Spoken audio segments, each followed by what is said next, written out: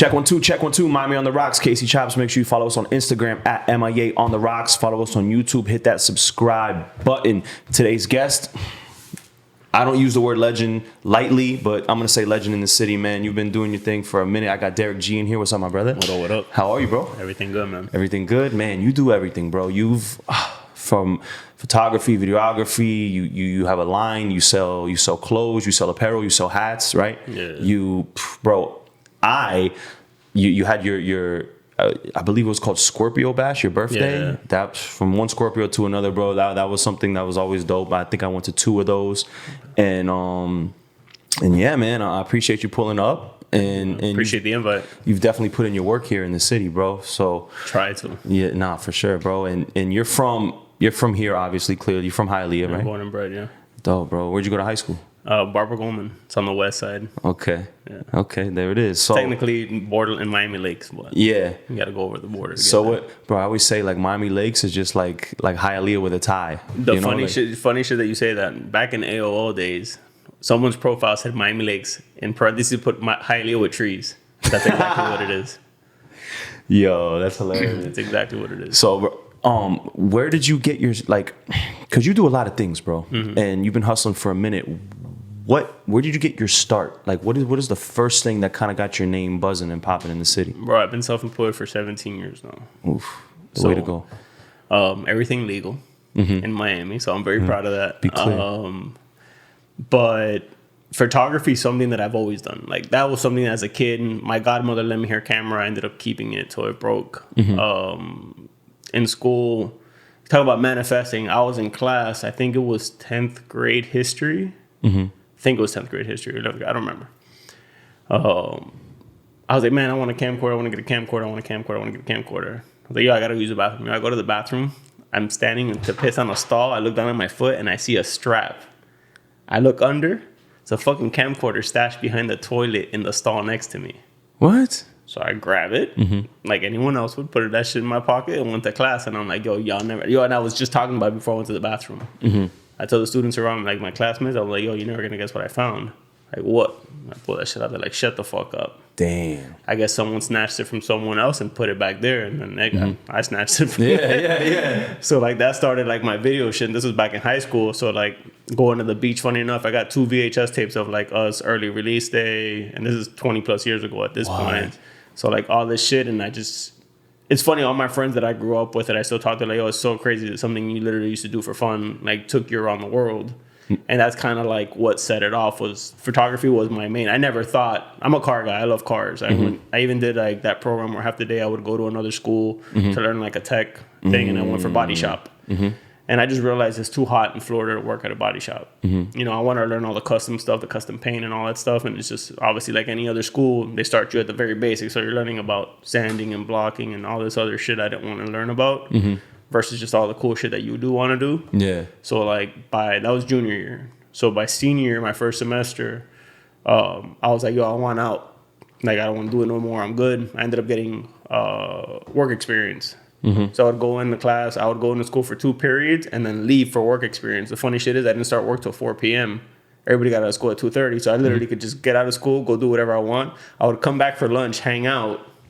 I did the same exact shit at Power 96. I would leave 4th hour, go to Power 96, answer phones for Lucy and shit. But I would say I had to start work early, and I'd be out of school like half the day.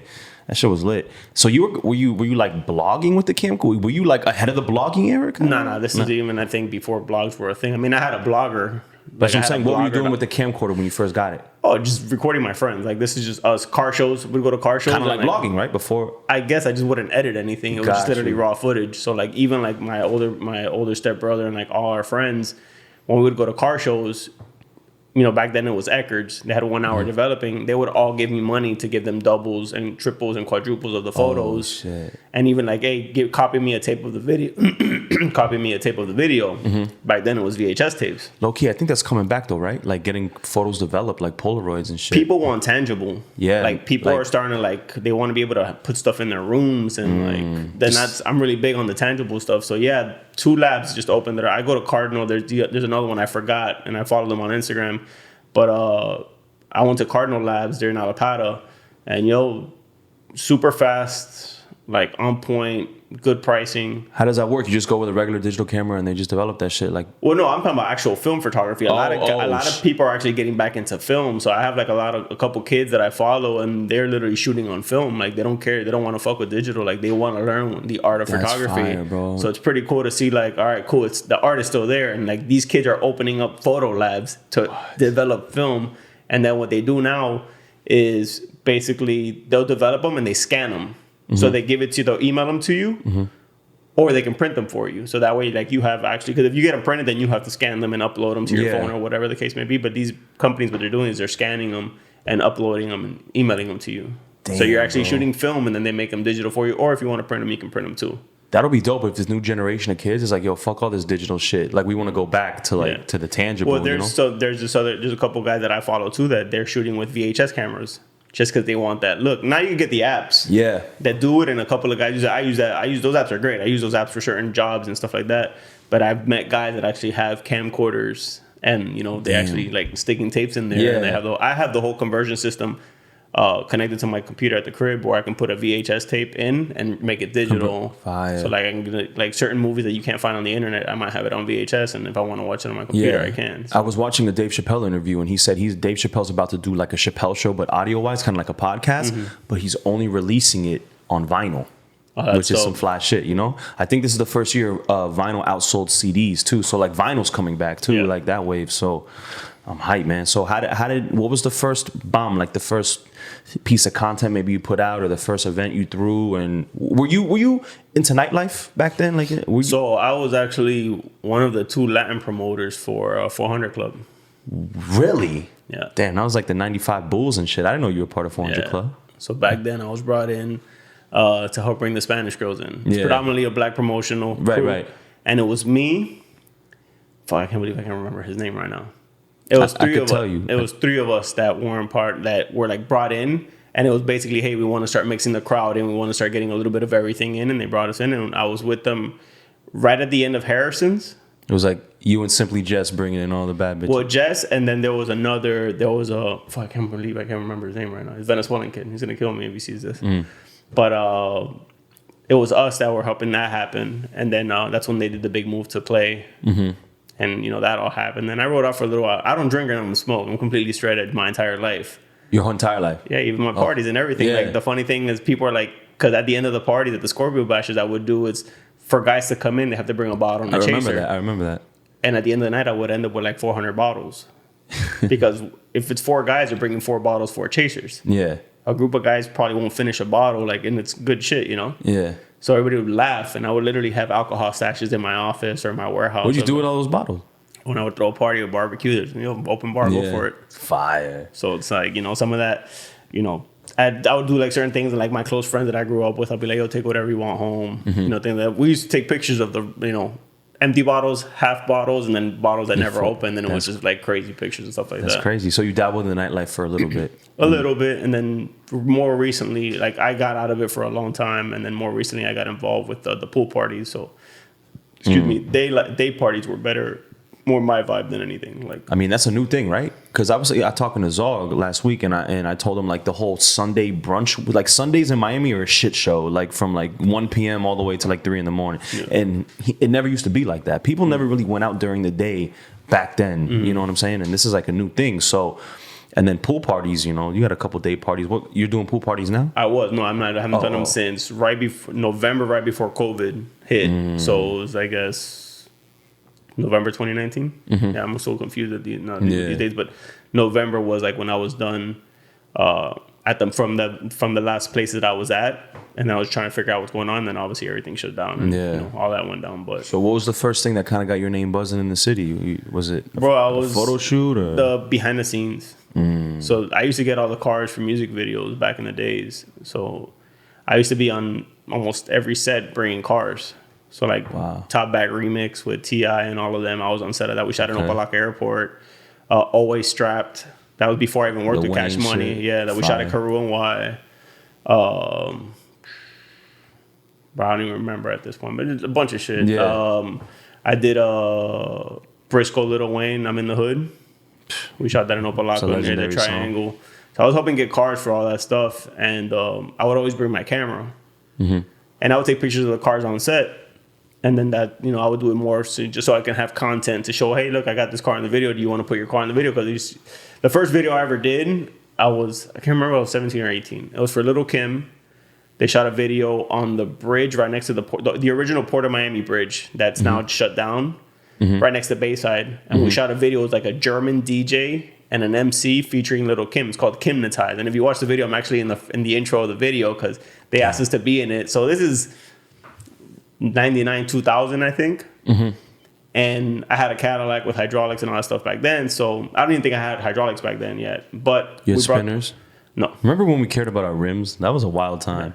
I still care about mine. Yeah, no, but like the measurement of them and shit. Like people were rapping about like the size of their rims and shit. But it's funny enough, I have 14, so I used to get made fun of because I had little rims. I feel like these kids don't give a fuck about your rims. Well, I have a different theory on that, but we'll get to that later. Okay. But we did that, and then only 4 cars were gonna get paid. Someone jumped over me, and my car was in the main shot. And they fucked me and they took my rate. So when I and I don't know if the producer fucked me or they lied to me. I don't know. I just got fucked. So I was like, all right, who are you? And we're supposed to pay me, right? And I figured, okay, it's the producer that pays out, or producer or art department. So all right, bet. My lowrider was my everyday car. So every time I would drive by and I would see production trucks and stuff, I would pull up in my car and be like, hey, if you ever need cars, hit me up. So like, who the fuck is this kid? But I would pull up because all my friends had cars. Yeah. Like I said, this was late 90s, early 2000s when cars mattered. So that's how I kind of got on set, and people would start hitting me up to like, hey, we need cars, we need cars, we need cars. So I would take the pictures of the cars, and they would let me because there was nowhere to post them. Yeah. I had a blogspot.com. I don't even remember Blogspot. Yeah, damn. So, and I had my blogspot.com/Derek G, and that's where you could see the photos. Till I was, I smartened up and I bought DerekG.com. That basically became a thing where it's like, if you want to see behind the scenes, that's where you would go. That's how I built that brand. But so the funny shit is, obviously, it was the first of cars. Then I'm taking pictures with like the video girls in front of the cars and the artists in front of the cars. You're bringing the cars, you're bringing the Spanish girls. Like, you're like the plug in Miami. Like, those are the 2 most important things in Miami, I think. Well, bro. not even. So funny shit is, on the videos, I wasn't even there yet. But what would happen is, obviously, the girls would see me taking pictures. Like, oh, can you send me those? So I started building a network of girls because on set, smartphones weren't a thing yet. Yeah. And girls wanted to take pics by cars back then. That was like a thing. There's the whole car scene. Like, that was the vibe because like that's how you build the fan base. It's all men, and it's a different animal. And funny shit is like I told you before we got on, is like I'm doing the vintage stuff. Vintage posters of like the 80s and 90s with the girls with the Lambos and all that shit goes for good money right now. What? Because art. Yeah. It's it's a decade. It's an era that there's a lot of people that like it. Back then you couldn't have it. Now you have your man cave. You want to throw something that brought you back to your childhood, or nostalgia gets expensive. Yeah.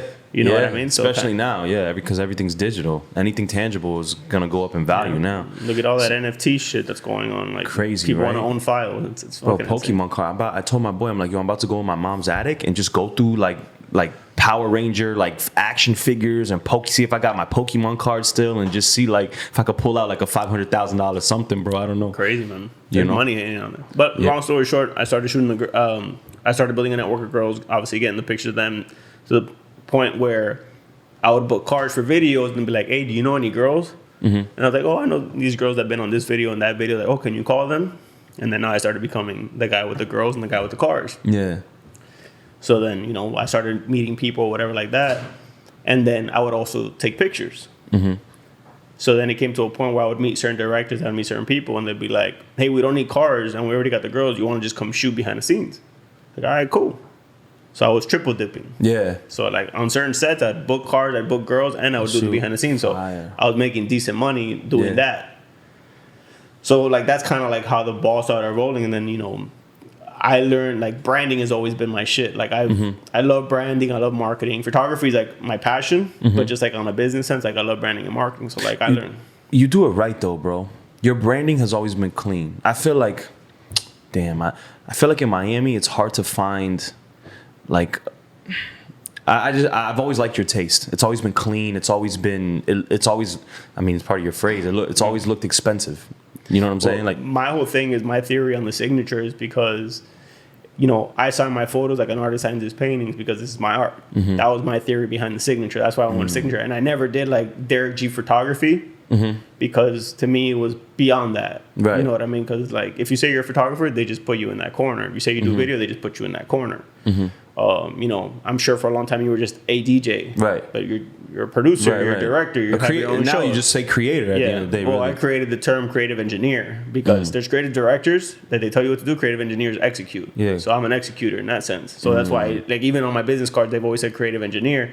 And now I find people snatching that term. Yeah. When they ask me, like, oh, what does that mean? And I'm like, I execute. I don't just give you an idea. Like, Yeah. I can actually make it happen for you. So, like, that's how that whole thing worked out. Damn. And then how does, okay, so what happens from there? You got the buzz going, you got, you know, you're in all these video shoots, you're building up this network. What is the next play? What do you do to take it to the next level? I mean, when did you start curating events? Did you start? I mean, I would just, you know, you got to remember early to mid 2000s, they were shooting everything out here. Yeah. When that's when Khaled popped off, we taken over. That was 2006. You know, and then with Khaled being here, you know, the whole Cash Money clique that moved down here, you know, because of Katrina. Oh, it was before Katrina, but once Katrina hit, they just like, all right, we're staying here. You know, Trick was popping, Flow Rider had just appeared, Briscoe had just came out, Trina was popping, like it was popping. Yeah, Pitt was popping. So it was like things were happening in the city where it's like, all right, cool, a lot of shit's happening, and I was just busy. We're shooting, you know, 10 videos a month, so I was on set all the time, and like, you know, so it was like, it was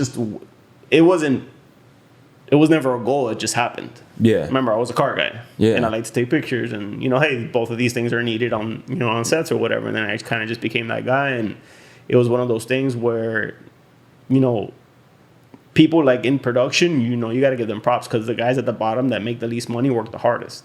You know, and they earn their spot, you know, to get to the directors and the producers and the first ADs and all that stuff. And these guys, like, but I've seen guys like would serve coffee, and now they're, you know, they're full blown directors, you know, and they work their way to the top. Bro, I fucking stepped in shit, and I was able to jump that. Yeah. You know what I mean? And just be on the director's chair with these guys and just be in the loop, because what I learned is, you know, as a DJ, you know, it's different because it's kind of like it's a formality for if someone comes and does your show, they take a picture with the DJ.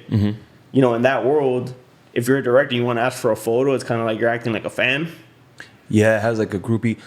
Damn, So- but I even kind of feel like that too when artists come to events and I'm DJing. I'm the guy who doesn't want to take the pic. You know. So my theory is like, I will never make the director feel like that. I'd be the one like, hey, let me get a shot of you guys. I'm documenting history. You're the So guy who throws the alley oop. So directors were like, thank you. They give me the high five, like, yo, bet. Same thing with, you know, the DPs and all the guys that are working. They always want that picture with the celebrity. And what I would do is I would get the picture candidly, like while they're actually working. They don't even know I took the shot. And then I'd be like, yo, look. And they're like, oh, shit. So, like, obviously everybody wants to fuck with me because it's like, oh, this guy has all these pictures of me working. And you're looking out. You're know like what I mean? strategic with your shooting. So it's like a lot of shit is like, I would tell him like, yo, don't ask for the photo, let me do it. Because then the artist, actor, whoever we're working with just sees me, oh, he's the behind the scenes guy, he's doing his job. Yeah. He's not a groupie, he's getting paid, this is his job. Yeah. The director shouldn't be stopping me to take a photo, so it works out for everybody. Damn. So like that was like kind of like a little niche, you know, that I was able to get in with that. Plus I was resourceful. You need cars last minute, I got you. You need girls last minute, I got you. You know, now even to the point where like I'm paying more attention to certain things. Like now you can access all the girls through Instagram. So it's like, it's pointless. Yeah, I was So gonna it's ask you, how do you feel about the game now when it comes to like the photography? Like, I'm not in the photography. I'm fine. Like I do what I do. I know where I stand. Like funny thing is, I talk with other photographers and guys that came up under me. You know, like they complain about people that, you know, they met, or people that are, oh no, damn, you know, this guy got a fucking camera now. And I was like, I didn't trip when you got a camera. Why are you tripping when that he's getting a camera? Like you must be insecure about where you stand. I never felt insecure about, you know. Yeah. You know how many photographers now were up and coming rappers that never popped off? Or they tried, but they met everybody because they were great at networking. Yeah. And what they did is they learned, it's like they tell you, you don't have to be a basketball player to be in the basketball industry. Right. You know what I mean? That's what I like about Slam, about Pitt School. It teaches you like you don't have to be an athlete to be in sports.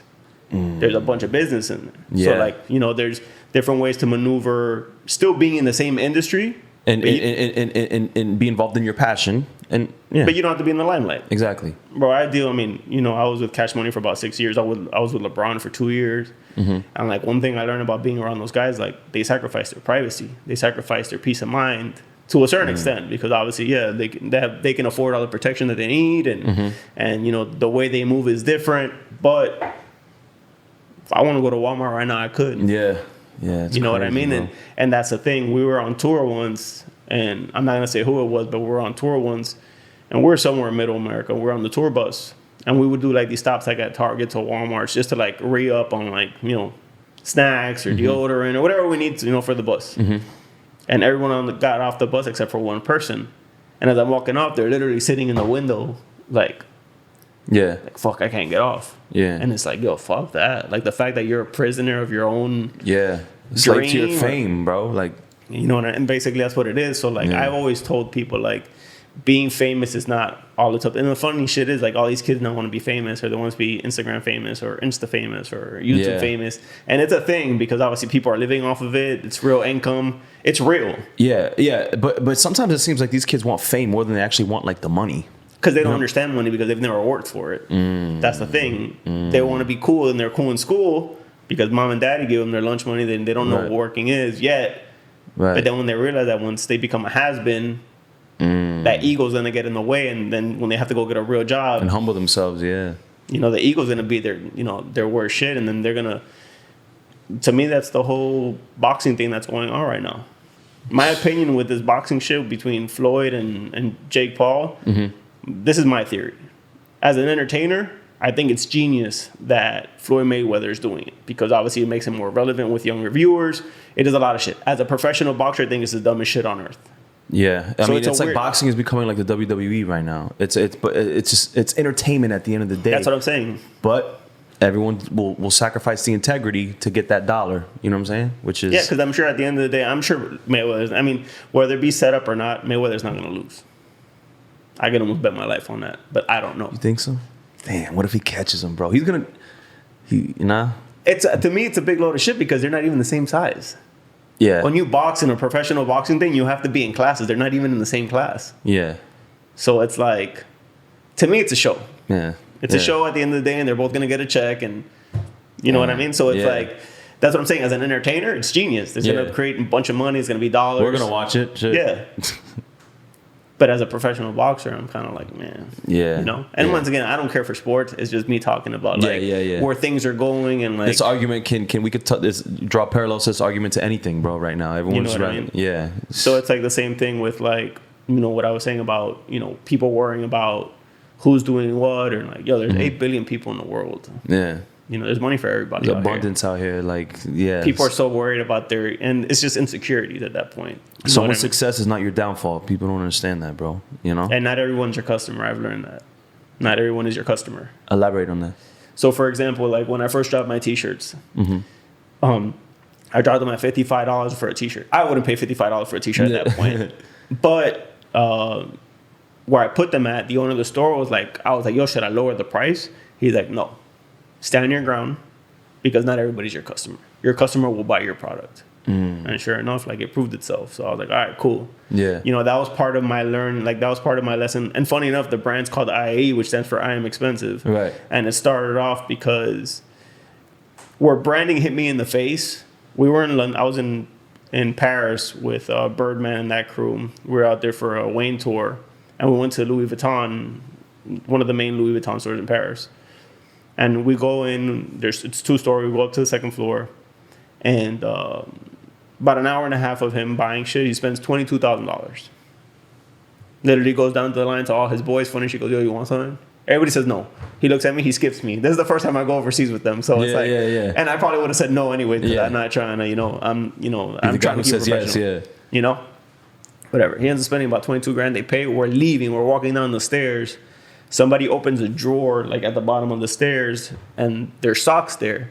He tells the person that works at the store, he's like, yo, well, how many colors do you have with us? Like, oh, there's like 3 colors. He's like, cool, give me, one of each. And the way they sell their socks is literally 1 pair of socks. So it's 2 socks. Right. So each pair of socks was $400. So he took 3. So it's $1,200 on 6 on 3 pairs of socks, which is 6 individual socks.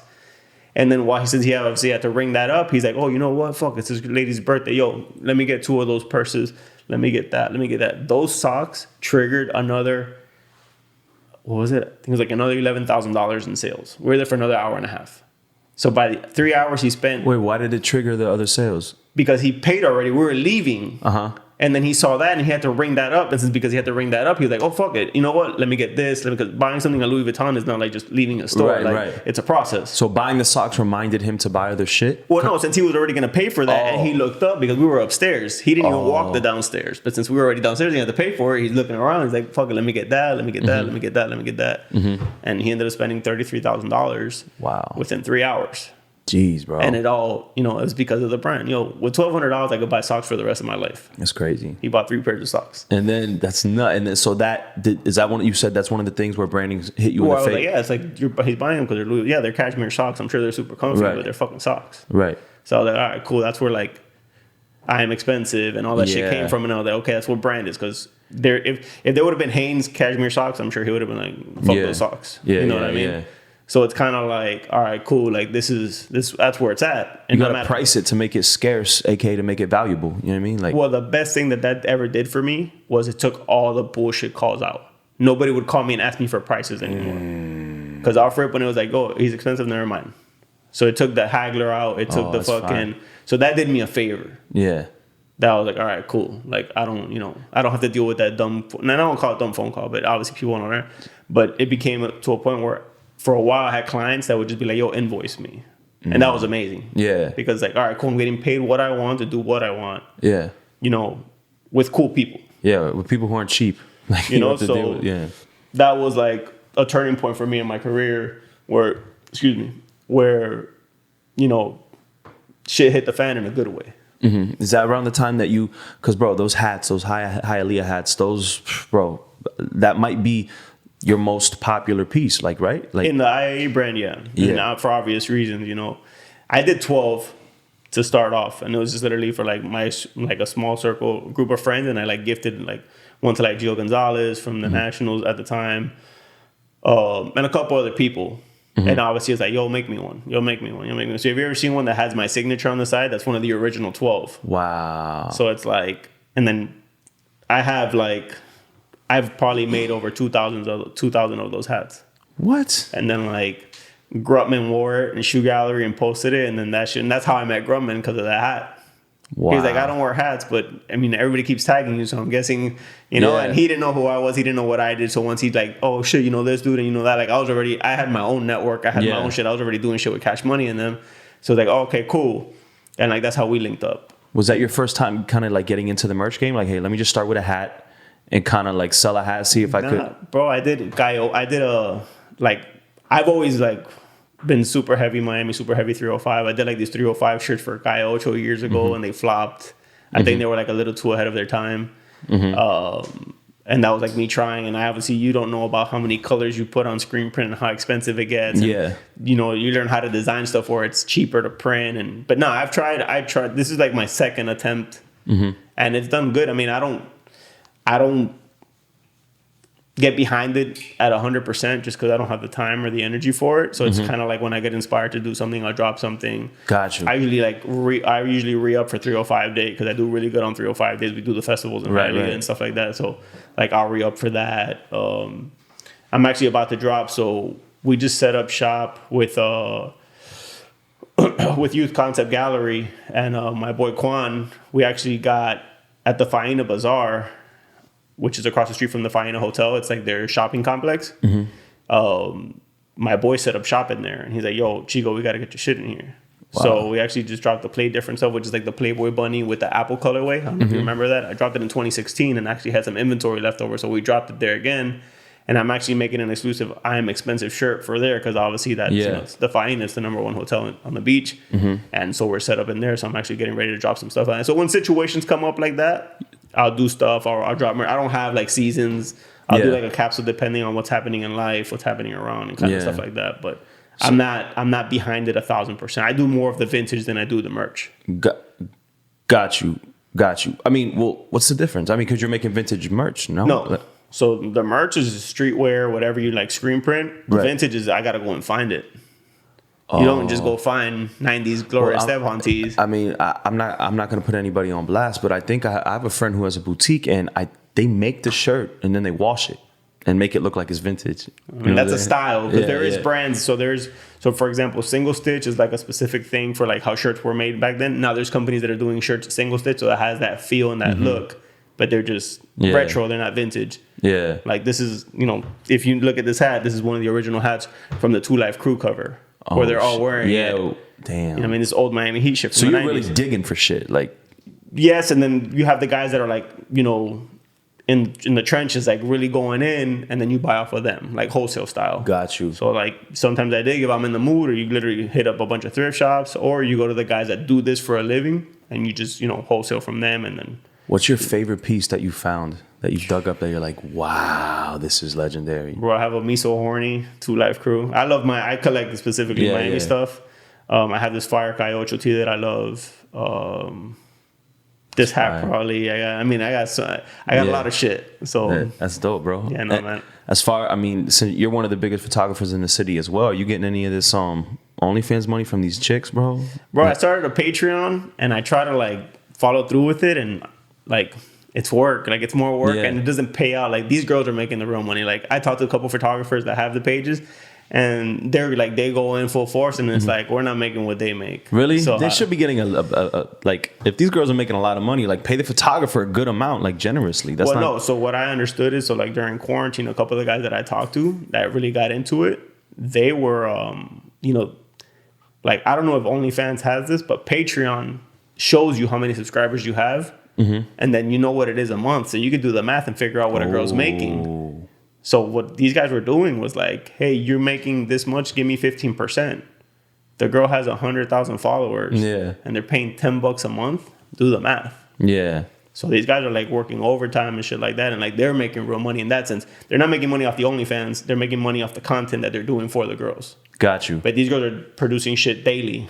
So it's like, they just want to be pretty and get in front of a camera and let someone else do all the editing and all that other shit. But, that's just a different world. Like, I started a Patreon to post like some pictures that were like too hot for IG. Yeah. Like, that don't follow the guidelines. And I don't know, dude. And like, it becomes work. And like I said, I talked to a couple other guys that have their pages. And it's like, it's cool, but it's not. It's not worth the time. It's not what they're. At least for me, it's not. Maybe for them it is, but it's not what these girls are making. Damn, bro. And how's your mind as far as the card game now? Like, well, my theory on that, what we're talking about. So, recession 2007. Well, no, we just had recent recession 2014, right? I mean, 08 was the first one, right? 07, 08 was and then, I feel like I think 07, 08 was probably like the bigger gap. Yeah. So my theory on that is when that happened, because Uber and all that came right after. Yeah, because Uber and all that came like 09, like 2009, 20. Uber's been around for 10 years already? Yeah. What? Man. So what happens is those 2-3 years of those kids that turned 14 to 16, there was no money. There was no money to customize cars. There was no money for none of that. They were hopping in Ubers? Well, Uber happened. Right. Back then, you needed a car to get laid. Yeah. These kids don't need a car anymore. You just need a fresh fit. Yeah, you need a car to smash too, bro. You couldn't take them to your mom's crib. I remember that shit. I don't know what they're doing now, but like back then you need. And the thing is now, like I'll meet a dude that's like dressed super fly. And they got a $5,000 outfit on. He's a Honda Civic or like a Prius. Like the car doesn't matter, and the girls don't care either. Yeah, that's wild. And I think it's that little gap of like, well, since no one was spending money, those kids didn't grow up and they're like, oh, I have to hook up my car because my friends are hooking up their cars. Yeah, because nobody was.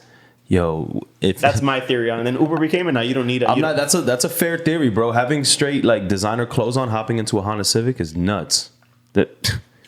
Damn, were you into like the donks and shit, like Miami shit? Like, yeah, I got a 75 vert. Yeah. Yeah. Wow, that's crazy. I got a 75 vert, all original. Well, restored to all. It looks all original. I got all the new technology, new motor, new everything, but it looks factory from 75. Dope, bro. So I ask people this because me and you share the passion for our city. If there was a Miami Mount Rushmore, who are the 4 people you putting on the Miami Mount Rushmore? It could be anyone. It could be athletes. It could be whatever, businessmen. Probably be Gloria Estefan. And Emilio. Okay, just pick one of those for that. Gloria. Okay. Udonis. Wow, I'm not mad at that. Udonis has to be up there. The fact that he took a pay cut and anything just to stay in the city says a lot to me. Okay. It's tough, man, because a lot like there's some, and I have never dealt with them, so I don't know. I might have to put Dave Grubman up there, bro. If there was a South Beach one, Grumman would go on it. Okay. Miami, no. Okay. You know, he's the homie. Naples, he could rep in Naples. Okay, He's from okay, Naples, I got you. Like, even though Gloria is not from here, like Gloria moved here and she popped off here, and to me, she's the American dream. Like, she's the true definition of the American dream. Like, they came over here when it wasn't popping, and they were a big turning point for that. Definitely Gloria and Udonis. Luke. Okay. That last one. It's tough. I don't know. Yeah. Damn. Probably Michael Mann, Michael Mann. the guy who did Miami Vice. Okay. Okay. We could do fucking fictional character. You might have to put this guy right here. Like, Tony. Yeah. That's classic. But like, you know, because Miami wasn't nothing in like the 80s. People don't know that. Like, it was falling apart. It was Miami Vice that turned everything. Yeah, it was like, yeah. I mean, They were the ones that were restoring the hotels and restoring all the apartment buildings and putting the neons and bringing all that shit back to life for the TV show. And when they would leave, obviously they're not taking it down. It's already painted and the neons are up. They're not going to take them down. Yeah. So they stayed. And then that's what kind of started the push of like, oh shit, like, you know, that show's bringing people here because they think this is real life. Yeah. Even though some of it was real life, but obviously it's all like scripted. But even the music scene in there, because my godfather, who I was named after, is Casey and the Sunshine Band. Oh, dope. Yeah, so Hialeah High. yeah, him and my dad grew up and went to Hialeah High together, dope. and my dad was born in Hialeah and shit. So yeah, they were running around in the late 70s and in the early 80s, and yeah, my dad would tell me stories about how there wasn't shit west of 441, you know? It was just all like Everglades and forest, and people go over there and fucking just get fucked up and shit, like on the weekends and Different times. Yeah, bro. I wish I was born in that time, bro. I tell everybody all the time, I wish I was this age in the 80s. What? We'd be rich. Probably. We'd be fucking super rich, bro. So damn, bro. So you worked with LeBron, you said, for a couple years. What was that 2 experience years. Last like? year in Miami, first year back in Cleveland. Wow. It was really, really good, man, because I went from dealing with cash money. I won't say dealing. I went from working with cash money for almost 6 years, where, you know, this is talent, you know, their artistry is completely different, where, you know, they don't necessarily have to take care of their bodies. So they can use substances and, you know, drink and party and the whole nine, to like go into an athlete where everything has to be like on point. Clean. What they eat, what they drink, you know, substances, everything had to be. So it went, you know, with the cash money guys, like when I first started, obviously you don't know, you think that they're going to respect your time, but when they're paying you a day rate, you're on their time. Yeah, yeah. So they used to be like, hey, you know, we're flying out at 7 p.m. And mind you, we flew private everywhere. So like be at the airport, you know, on private airports, you can leave your car there. It's like it's a whole different world. So I would get there like 6:30, 6:45 to be safe, you know, grab all my bags, have the camera ready to get them pulling up. They would show up at like 2 a.m. So I'm sitting at the airport for 7 hours. Oh, and they could take off whenever they want. Like, So like, you know, I'm waiting, the pilots are waiting, and I'm sitting in like, and mind you, these are terminals that are, you know, flat screens. Like it's plush, but it's just, you know, I could have done a lot with those 7 hours. But I taught myself, like, you're getting paid for this time. Yeah. Enjoy it. Yeah. So I started bringing movies and watching shit and things like that. So I went from that to working with LeBron, where he'd be like, yo, be in my house at 9. I would show up at 9:50. He'd be walking out. I mean, I'd be showing up at 8:50. He'd be walking out at 8:55. If I would have shown up at 9, I would have been late. Damn. And he would be like, hey, we're going to be done at 2. 1:45, he'd be like, yo, we're good. I'll holler at you later. So it was like clockwork. What type of shit were you shooting for LeBron? I mean, just lifestyle, him training, him getting ready. He's a cool dude. Yeah. When you're in the, I mean, you gotta understand, bro. Like the pressures of like it goes back to like, I guess, not wanting to be famous. You know what I mean? Where it's like everyone you talk to, you don't know what their intent is. You don't know what, you know, their mission is. You don't know what it is. So it's, you know, it's, you gotta understand why sometimes, you know, celebrities are assholes. Yeah. You don't know what they deal with. You don't know who they talk to before they talk to you. And I get it. Like, yo, you're getting into this. You should know what you're about to deal with. Like, you should make peace with the fact, like, hey, you know, you got to put a front up sometimes. Yeah. And that's why some of these guys snap. And I can understand. You know, some guys snap worse than others, but, you know, it's a situation. But, you know, one of his guys told me what he loved about me is I was the only guy that didn't talk to him about basketball. I'm not a sports fan, like I said. So, like, Yeah, I thought that was cool. We talked about cars. I was gonna sneakers. say, what are some other things that he's into that maybe you wouldn't know? He's a That- car guy, Okay. so that was big. Sneakers, Okay. things like that. Dope. Did you you know ever, did you ever rock any of your merch or? No, show you? never, No. I never. I mean, I gave him shit. I don't know if you ever rocked it. I Yeah. never saw it, but Yeah. I'm not sure. But he liked other sports too. He was into soccer, so I got to go to see one of his. I don't remember whether they both played or it was one of them, but I got to go to a soccer game with him in Akron and watch his kids play. So Fire. like to see him be a father, Yeah. not an athlete, and obviously. He walks in and the people respect him, but you see all of them like gawking and staring, Yeah. but they all give him his place. They say hi to him, but Yeah. no one's asking for pictures and stuff like that. So it was Yeah. cool to see like that side of things. I DJ one of his son's basketball games, Oh, and dope. it's like I'm the guy who doesn't want to ask for the picture, But then I'm like, damn, if I had that flick on, you know what I mean? Like, And I guarantee you, there's somebody has a picture somewhere where he's standing and you're in the background, or vice versa. There has to be. I have a video of him just like I'm DJing Yeah. and I'm looking at him in the bleachers, like wilding out to what I'm playing, which was cool. But yeah, I guess that prideful shit kind of fucks you sometimes. I think we're Scorpios, bro. I think that's I don't know, bro. Like Yes and no. I think everything is time and place. got you. Because I'm one to never ask for a photo. The first picture I ever took with Birdman, like literally, was on my birthday. I produced a job for him. And like, it was for professional photography, like it was for his vodka.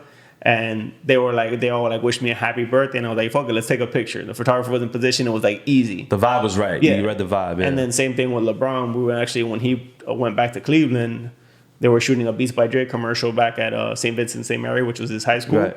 And I wore a shirt on purpose that said "Same number, same hood," since I represent Hialeah so much, and he's all about Akron. He's like, "Yo, that shirt is dope." I was like, "Yo, I wore it on purpose. I'm gonna take a picture with you at your school today." And he laughed and he was like, "Oh, bet." Like Yeah. he thought like, "Okay, cool." Like Yeah. the fact that I premeditated thought that into it and shit. he understood like, "Okay, cool," and it was like no problem. And then another time he asked me to take a picture, so I thought that was pretty cool. We're NBA All Star in New York, and I was obviously shooting him. Took pictures of him with Raekwon and Ghostface. I took pictures of him with Kevin Hart, a bunch of people, Amy Yeah. Schumer. Dope. And then he grabbed the camera and he gives it to one of his boys. He's like, "Yo, get a picture of me and D." And then Amy Schumer photobombed us. So like cool shit like that happened. But Yeah. I think, like I said, everything is time and place. I've always figured that if you act like a fan, they'll treat you like a fan.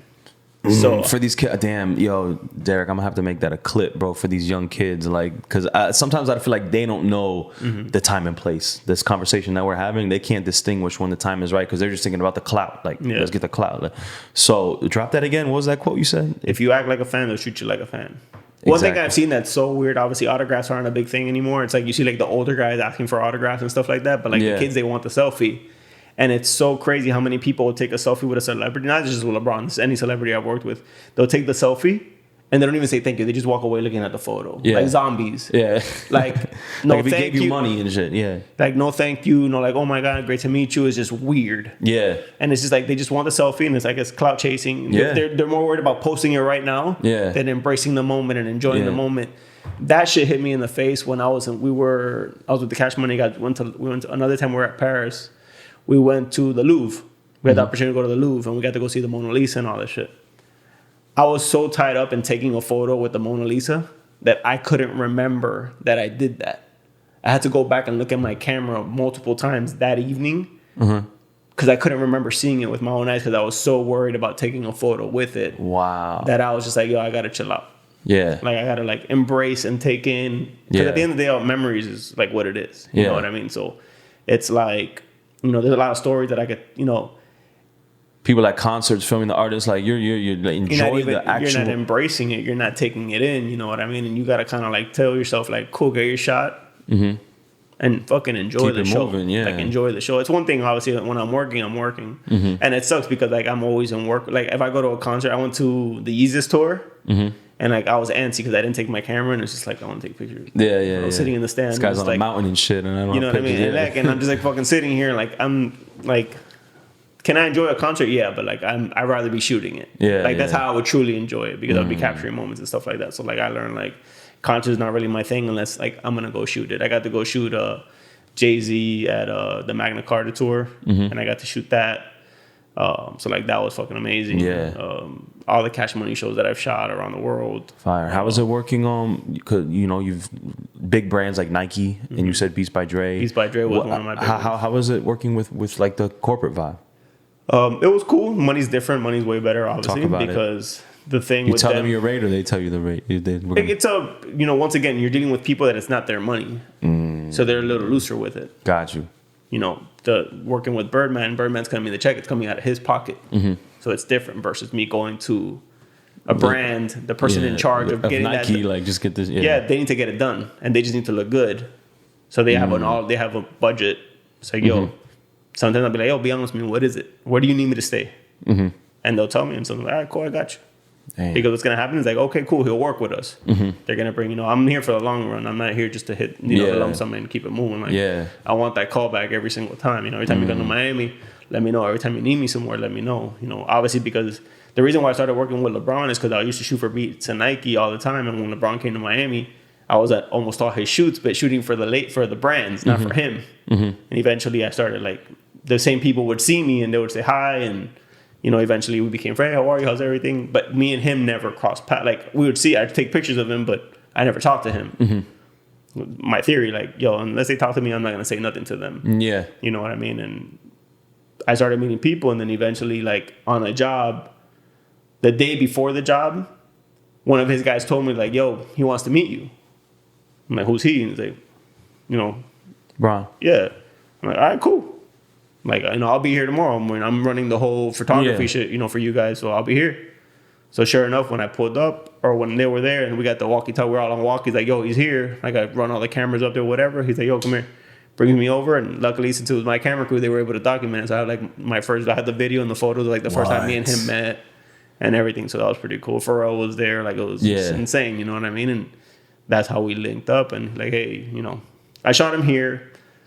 I went to Brazil for Beats. Funny shit. I went to Brazil for Beats. As soon as I got to my hotel, which is an hour away from the airport, they're like, don't unpack your bags. We're going to fly you back to Miami right away. And I'm just like, well, let me know because the airport's an hour away. Then they're like, no, we're going to fly you back tonight. I said, okay. Then they're like, no, never mind. We're just going to fly you back tomorrow night. Do what you have to do. Because I went to Brazil with the little Beats characters to go shoot them on vacation. And it was this whole social campaign of like the Beats characters in Brazil for World Cup. And then I literally stayed there one night. You landed in Brazil and they told you had to come right back? Yeah, Wow. that's how the moves were. And then doing stuff like that with them. I got to go to Brazil twice in 60 days, I think it was. So I went for the beginning of World Cup and for the final game. That's fire, bro. So it's like random shit. But the whole thing with those guys was just like, it's trust. Everything with them is like understanding, like holding shit down. You slip up and you fuck up, they cut you off. You're done. I was doing something funny enough for an artist out of Brazil in Miami, through the Brazilian chapter of, I think it was Universal. And it was photo and video. The budget was big enough where I can hire somebody to help me do the video stuff, and I had him edit it. I guess it was the biggest artist he had ever edited or shot. That he decided to post it on Instagram before the label even got it. Or no, the label had got it, but he just posted it as like, oh, my work. Mind you, it's not his work. Yeah. He got hired to do it. Right. If anything, it's my work, but it's not even mine. It's the label's, it's the artist. Right. He posted. I get a message, or I get a call through WhatsApp from Brazil, and they're like, hey, why did you post a video? I was like, I didn't post a video. What are you talking about? Mind you, I'm already a vet, and LeBron's already like, I had done LeBron 2 years with like, this was like already like vet shit, you know what I mean? And they're like, no. I was like, yo, it must have been somebody on your side, because it's definitely not my guy. I didn't think the guy was stupid enough to do it. And sure enough, then she sent me a screenshot, like all the fan page. I was like, obviously we have a network with the fan pages because they help us market. They all send me the same screenshot of the same guy who posted it. Damn. So obviously call that guy. I fucking where I sent him. Yeah. And I never worked with him again because I had a leak in my system. So it's damn, bro. And obviously like he's blacklisted. I'll never hire him again. Like, I don't recommend him to nobody. And the thing is, the kid's good. Yeah. That's the part that sucks. Yeah. He wanted clout versus work. Yeah. Shot himself in You the showed foot. your hand, bro. That's so crazy. the problem. So, I never got to do work with those guys again, and I see them always here in Miami, always doing stuff, and it's like, damn, you never hire someone again. Like, fuck it, I'll do this shit myself. No, I'll hire. No, Yeah, it's just once again, it's like now it's different. Conversations are had. Like, I won't say threats are made, but conversations are had, and you can't fuck this up. Yeah. This is the situation. Yada yada yada. But You know, you live and you learn, and it is what it is. Everything to me, I'm a big believer that everything happens the way it needs to, whether it be good or bad. It needs That's to a happen fact. that way, and you pivot. It's on you if you want to fail and you want to let it be your downfall, or you could pivot. That's a fact, bro. How do you feel about the whole vibe in the city right now, like the future of Miami? Because I'm excited right now. Because I mean, first of all, with the COVID, I feel like we have so many people moving in right now. It's getting a little nuts. Like with annoying. the nucleus of the, you know, whether like the Wynwood downtown, Brickell, and you know, Midtown area, like the traffic is insane. People are moving over here. I'm excited though. I'm excited for the city. What is your? You know, I don't like it because while it does bring more opportunity, for some strange reason down here, the support system is garbage. what do you mean by that? Like supporting our own, like Yeah, the people our that are own. from here. Yeah. Yeah. And maybe it's because obviously our work ethic isn't the best here. And Yeah. I'm speaking as a city as a whole. Damn, bro, it's crazy that you say that because I say that all the time. I said a tweet the other day. I got some flack for it, and I said I'd rather work with a New Yorker than someone from Miami because it's business, it's what we're doing. It's you know, And it's sad, and but the thing is, what sucks is obviously you have, your mindset, my mindset, and I have a lot of friends that left Miami because there's no opportunity here, but all the opportunity is here, especially now. But what happens is they fly people in from New York or LA, and they give them the opportunity. Yeah. Because the guys that are cutting those checks are people from New York or LA, and they rather work with somebody that they're people, yeah. that they're comfortable. They're people that want to put their people on, and I understand that. I respect that. Obviously, you want to look out for your own, but even the people from here that came up here that are fucking standing high, they don't really want to like fuck with locals, I guess, because it's too close to home, or I don't know what it is. So it's like, before Khaled or Ross fucked with me, Cash Yeah. Money fucked with me. right, You know what I mean? And I was around Khaled and Ross before I was around Cash Money. right, But it was never like a real opportunity right, until Bird peeped and he was like, all right, bet, come on. right. Took me under his wing, for lack of better words, and Yeah. fucking 5, almost 6 years later, travel around the world. So you're saying it's just the city's growing, but it's growing in a way where it's like people are just out of towners are moving in And they're taking all the Diluting opportunities. the What's going to opportunity. happen is all the locals, they're going to move north or leave, or and it's not going to be, it's going to be more of a Manhattan than it is a New York. You get what I'm saying? yeah, So it's like Manhattan is, yes, it's a part of New York, but LES is LES. yeah. Uptown's uptown, yeah, but Manhattan is Like it's a cluster. most people that live in Manhattan are not from Manhattan. Yeah, you know. you know what I mean. But New York is New York. Yeah, You know what I mean? That's the thing. I want, and I always say, I don't say Miami, I say Dade County. Because Mm-hmm. to me, it's 305 is bigger than Miami. 305 is the whole county. Right. Like, that's why I even push. Funny shit, did you see the 305 Nikes? no, The friends and family that they gave away? no. So they gave them away last year through Unknown. Like, that was something that I spoke to Nike about. I told them, I was like, don't put Miami. Put 305 or put Dade County. And if you see that capsule, there's no Miami nowhere. It's all either Dade County or 305. And I was Yeah. like, because now kids from Liberty City, kids from Hialeah, kids from Kendall, kids from Homestead, they're like, okay, you're talking about us too, not just Miami. Yeah, You know what I mean? So it's like, Yeah. when people say, oh, you from Miami? I was like, no, I'm from Hialeah. yeah, Even like when I would wear my shirts or my hats and say Hialeah, like, oh shit, you're from Miami? I'm like, no, I'm from Hialeah. yeah. And they would laugh, you know what I mean? But it's like such a common factor. I would wear it in different countries and people are like, oh shit. I'd be in different states. I had a friend of mine at an airport literally sits down and takes a selfie of himself and he's wearing my hat and the guy behind him on the other row in the terminal is wearing my hat. And the guy in the background is Cedric Gervais, Wow. the DJ. And they were both wearing the Hialeah hat. And I forgot where they were, like in Detroit or I don't know where the fuck they were. But funny enough, they were both wearing the hat, like out of state. That's dope to see like the real shit getting repped, you know? Like how do you feel about the new like the gentrification wise? I'm under the assumption that I think, like Calle Ocho is or Little Havana is gonna be the next Wynwood. I'm hoping that I'm looking at buying a property right there, close to the So my shit is that I'm all for like local businesses, like, or local people buying businesses and thriving. I'm all about that. One of the main reasons I don't leave Miami is because I want to pioneer here. Maybe I don't get the benefit from it. Maybe some of the kids under me get to thrive from it. You know what I mean? But my whole thing is I could have moved to New York or LA a long time ago and I would have been set. Yeah. I would have been straight. Yeah. Financially. But like my whole thing is this. It's like, for example, when like the big brands come in for Art Basel or for Super Bowl or, Ultra or all the other things that they come down for, they want to spend $2 million building a tent that's going to be up for 4 days. Put those $2 million towards a building that's already up.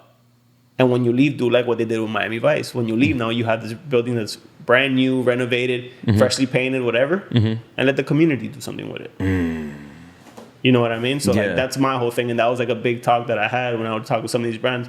So a lot of people don't know I have this company called Retro Dade, and through that company I do like the parties and stuff like that. But I also consult on Miami-based things. So like if you're a big brand and you're coming to Miami and you really want to connect with the locals, they'll hire me to come and consult. Like, this is how you talk to locals. This is how you deal with locals. This is what you should do for locals. Right. Because what happens is like they set up shop for Basel. People from fucking Hialeah are not going to the Samsung experience in Wynwood. You know what I mean? that's a fact. It's all the people that are coming in from New York, LA, and everywhere else. You get what I'm saying? And a big thing too, what I say when I tell a lot of artists in Miami, it's like, oh, are you doing something for Basel? Yes, you want to do something for Basel because you obviously want people from out of town to see your stuff and go home and talk about it, go back to wherever they're from and talk about it. But then it's like, I tell everybody, yo, you have 51 other weeks in the year where you could do something in Wynwood for the city, for locals. Yeah. Like, do it then. Yeah. Like, do it for us. Like, fuck doing it for the people coming. And I understand the value of doing it for the people coming out of town. I get it. And But what about the other 51, you know? Exactly. And now they're even more, I feel like they're even more thirsty because the demographics in this country, pop culture is becoming a little more Latin, and we're the Latin hub. Like I say this all the time. We're like the LA of like the music industry. If you want to make American English music, LA, you got to be there. That's where the whole industry's at. But if the Spanish vibe, the Latin vibe, we're the LA of the Latin scene. You know what I'm Latin saying? pop culture. Exactly. Yeah. Exactly. And What's great and what sucks about that? So funny shit. If I wanted to do something like Vice has offices down here, I think HBO has offices down here. A bunch of these networks have offices down here. I'll go to them to try to talk to them about doing something in Miami, and they're like, "Oh no, you have to go to our New York office to talk to us about because those offices are south of the border." So like dumb shit like that, and it's like, all right, cool. I had a situation once, and I'm not gonna say who it is, but this gentleman, big dog, Fortune 500 company. Cool shit. Was like, yo, I'm in Miami. Like, yo, let's go party, this and that. Cool. Like, I'll come, we'll kick it, whatever. I'm trying to talk to him. He's like, yo, I want to talk to you about doing some shit, in Miami. Yada, yada. All right, cool. Like, I'll meet up with you. I tried talking to him while he was here. Dude straight up told me, like, yo, I'm not, my head is not there right now. Next week, come to New York and we'll talk about it. So you want me to come out of pocket, fly to New York to talk to you about shit you want to do in Miami, but you're in Miami right now and you don't want to talk to me about it now. Yeah, because your head is just because like you're trying to cocaine fuck and and you're trying strippers. to, trying to go do whatever you're trying to do, which I understand. But then don't tell me that or fly me up. Yeah. You know what I mean? So like that's the mindset here. A lot of people come here to party. And what happens with a lot of athletes that come to Miami and they're not from here, they get caught up in the bullshit. And what happens? They get traded out. But that's what I'm with this DJ shit. When all these out-of-towners are in town, Derek, I'm fucking taxing everybody, bro. I'm for if Miami locals tax these out-of-towners, bro. Like get them for all their money. Like you want a song played, you want a shout out, bomb. It's gonna cost you. Like and people want songs played. And the first thing I say whenever I'm DJing, where you from? Oh, I'm from the crib. All right, boom, I got you, whatever you need. But if you're from out of town, I'm taxing you because we get taken advantage of too much, bro. 1,000%. You know? And that's when, and that's the thing. It's like, it's bittersweet for me because the out-of-towners treat me better than the locals, unfortunately. Really? Like I tell you, I'm telling you, before Khaled or Ross even paid me any mind, someone from New Orleans had to pay me some mind. Right.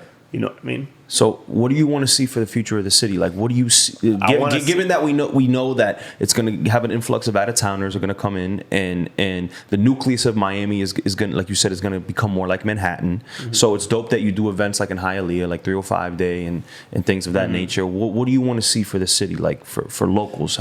So, like, our thing here is, like, I feel like the city has an identity crisis to a certain extent because everybody wants to talk about where their parents are from versus, like, what neighborhood you're from. You know what I mean? We want to talk about, like, what nationality you are. And, I'm all for it. Rep your crib. The culture's at home. Right. You can rep your culture all day long.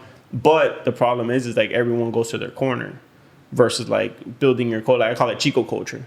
Bro, I was gonna say I saw the opposite of that, and it actually made me happy. For example, I'm not gonna say the club, but it was in Wynwood. They booked a Cuban artist, and you see Dominicans rocking Cuban flags, and vice versa. They book a Dominican artist, and you see the Cubans rocking the Dominican flags with their homegirls. So you do see like a gumbo of, because Miami is Cubans, Dominicans, Colombians, Venezuelans, Haitians all together. You know what I'm saying? And for example, with what I'm doing with Lottery Vintage. So I set out of the store in Coral Gables called Back and Forth. The kid who owns that store, his name is Brian, born and raised in the Gables. I think he's second generation, South Floridian, Cuban, Panamanian. I believe his parents are, but he says like, yo, the Gables has like, he doesn't say no culture, but like there's no cool shit there. You have the Biltmore, you have Venetian Pool, yeah, you have the University of Miami, but like, what about the kids that were born and raised there? Like, where's their, like, is it always the beach? Is it always Wynwood? Is it like, he's trying to build that as like a hub. He wants to build that as like, for like the shoe gallery of Coral Gables. Gotcha. You know what I mean? Where it's like, it's a spot you go to, they'll tell you about all the cool restaurants. And like, mind you, Gables is thriving. Gables got a bunch of local owned restaurants. You have Eating House over there that's like from guys from Miami. I went to high school with one of them. I think Caja Caliente is another one. There's a couple businesses out there. Obviously, he's more educated on it.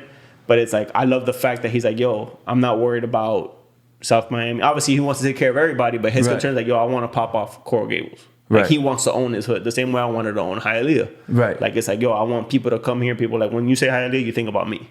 And I think I did a pretty good job with that. Like, I mean, obviously, I had great opportunity to travel and be able to like rep my shit everywhere that I go. And obviously, being able to work with who I've worked with and always rep my shit everywhere, did me very well.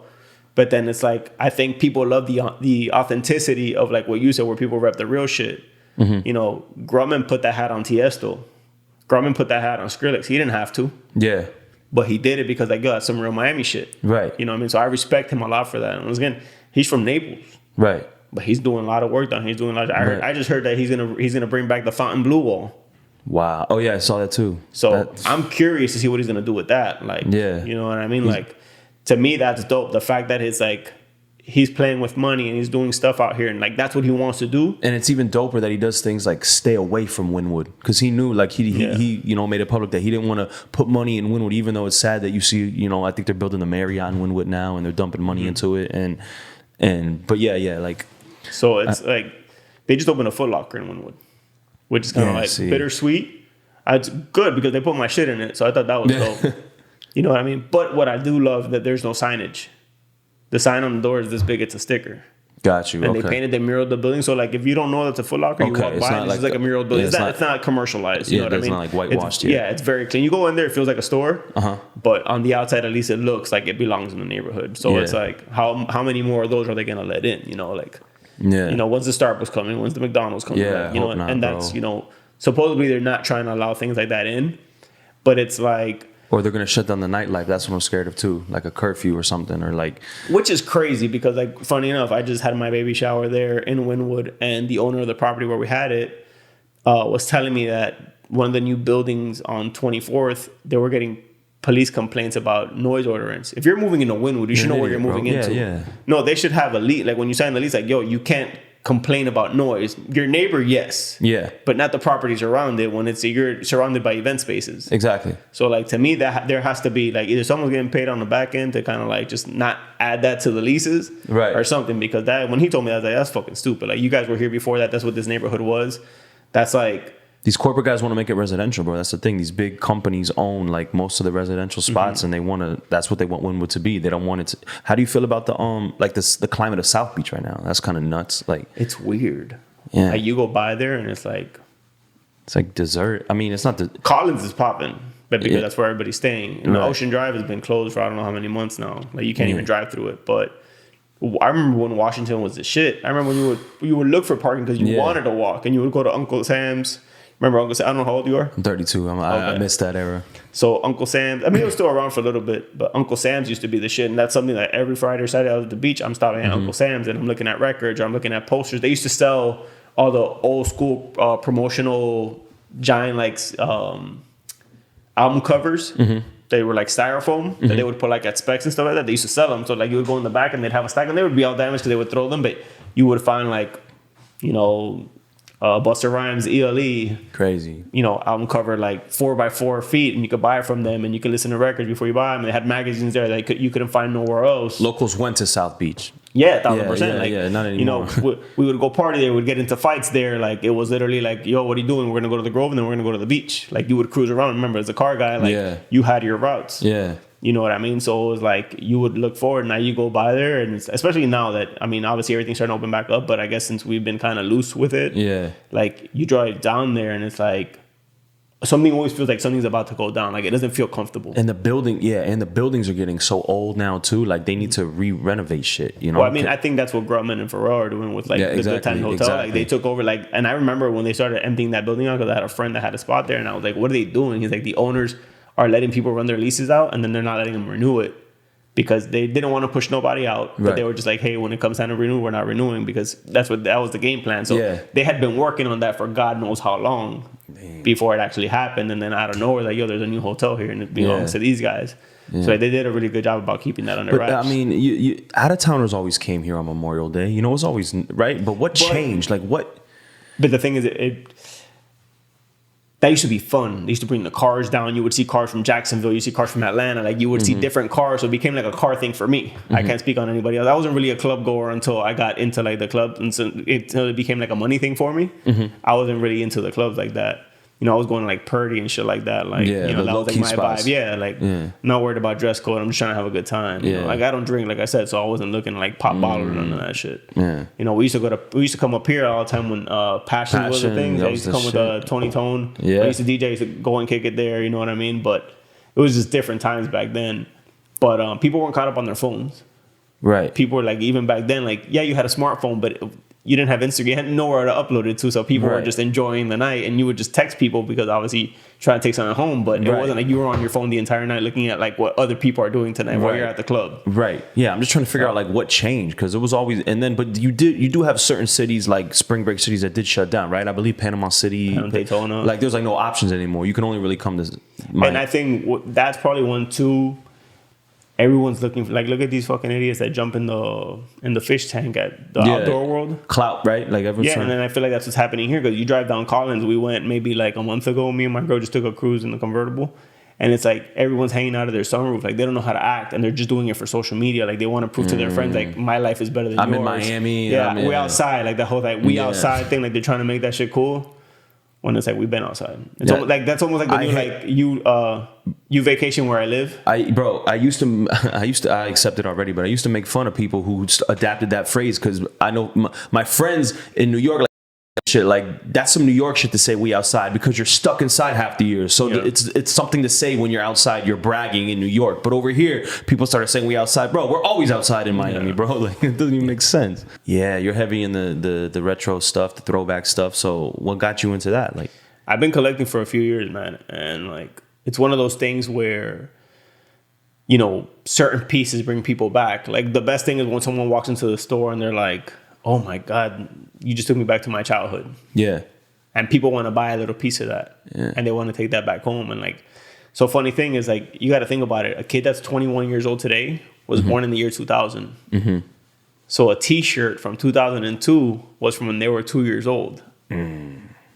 So like, think about that. Like to us, it's like, yo, that's just like, that was right there. Yeah. But to a 20-year-old kid, it's like, yo, that's when I was a baby. Oh shit. Like, I couldn't wear it back then, like a 2006 championship Nike T-shirt. Yeah. For a kid born in 2000, they were 6 years old. They were 5 years old. Damn. And they didn't have baby versions of it. But now as a 20-year-old, that adult large fits you now. Wow. So they want to wear it because they remember going to 103rd and hitting the pots and pans. They remember going to 40th, Bird Road and 87th, and celebrating the 97 World Series. Yeah. You get what I'm saying? Like, that little nostalgia is like those happy moments. Like my dad we got a chair from the Orange Bowl when they were. I got the bottom. I don't have a back, but I have a bottom to one of the bleachers as well. And that's like little shit where it's like, there's value in nostalgia. Right. You know what I mean? It goes back to tangible. Like, the fact that the Orange Bowl's gone and it's never gonna come back. Yeah. You know what? Yeah. For some people, they care. Diehard UM fans, like obviously that was like, because even now, I was at the campus not too long ago, and students aren't going all the way to. More locals go tailgate and go party on thing because it's more of a Miami thing or more of a Dade County thing than it is for the actual students, because for them to like ride from Coral Gables Gardens, all the way to Miami Gardens for a game, it's not, You know what I mean? You hear that a lot. Like, a lot of something, I don't go to the games. Yeah. Like, they'll go to the basketball games because they're on campus. Right. But the football games are too far. When it was Orange Bowl, it was right down the street. Yeah. In a sense. So it's like bringing those memories back and like, you know, I'm 37 and I'll talk to a kid that's like 27, and it's just like, oh, I remember when I used to go, you know, to the games with my dad and yada yada and this and that, and it's like. I remember when Joe Robbie was Joe Robbie. I remember when the Orange Bowl. I remember the Miami Arena. I remember going to see the Power Rangers live at the Miami Arena. I remember going to Ringling Brothers at the Miami Arena. I remember going to a Funkmaster Flex car show at the Miami Arena. That's insane. And then going to one at the Orange Bowl. Wow. So it's like, Yeah, I think the that first was game I ever went to was in Miami Arena. You know what I mean? Like it's like, And then that font, that Miami font on the arena that everybody amazing, adopted, yeah. you know, that's the font I use for my logo for the podcast. yeah. So like that, you know, and that's just a part of, you know, to us, like, well, to me, I can't say to us. To me, I don't want to say that's the real Miami because obviously, like, I was, you know, I wasn't much a part of that as like, you know, as a spectator now to like kind of like being involved and like trying to do more and like, you know, when they do like the nostalgia week where like the Marlins play as the Florida Marlins, not the Miami Marlins, they were the original like green or white with the pinstripe, or like the Heat go back to like the Floridian jerseys, you know, before the Heat, they were the Floridians. Right. You know, and they go back and they wear those. They haven't done it in a few years, but I think the last time they did is when LeBron was still on the team. But, you know, all those nostalgia, like those are big weekends. Those are, you know. It's the golden era, bro. It was before social media diluted culture. So, like, these kids are not caring what's happening in Miami. They're caring what's happening on social media. And what's crazy is, like, I even tell people now, like, if you go to certain hoods, you can kind of see, like, the OGs dress like what the neighborhood dresses like. But, like, their nephew or their younger brother dresses like Supreme, Fanny Pack. Yeah, like, yeah. they all look the same. Doesn't matter where you go. It's whatever's popping on the gram. Like, you don't go, like, how back then you used to go to New York and you would go to the boroughs and people in Brooklyn dress a certain way. People in the Bronx dress a certain way. Regionalism is gone. Yeah. You know what I mean? Yeah. I mean, still here, once again, like if you go to certain places, certain OGs, you go to parts of Wynwood where like the guys that are heavy born and raised in Wynwood, they still look like Wynwood dudes and they Yeah. still are Wynwood dudes. You know what I Yeah. mean? They're not Yeah. caught up in that bullshit. They appreciate it because obviously they all have kids now and it's a safer place for their kids to grow up. So they embrace it. But like even talking to one of the OGs there the other day, and we were talking about the Foot Locker, funny enough, he was like, yo, man, they told us that it was supposed to be 50% window, 50% wall. So the art goes up. Like the neighborhood's allowing the art to go up or these businesses to thrive, but it's all because of the art. Because obviously a lot of kids from those neighborhoods became artists and they get opportunity and Right. stuff like that. But, you know, you go to certain neighborhoods, you go to Liberty City, and you know Liberty City is still Liberty City. Yeah. They're not caught up with the Wynwood. They're not caught up with Yeah, the South yeah. Beach. Like they still are who they are. You go to Hialeah. Hialeah's its own economy. Yeah. Hialeah's its own thing. Hialeah is like the third biggest city in Florida, I think.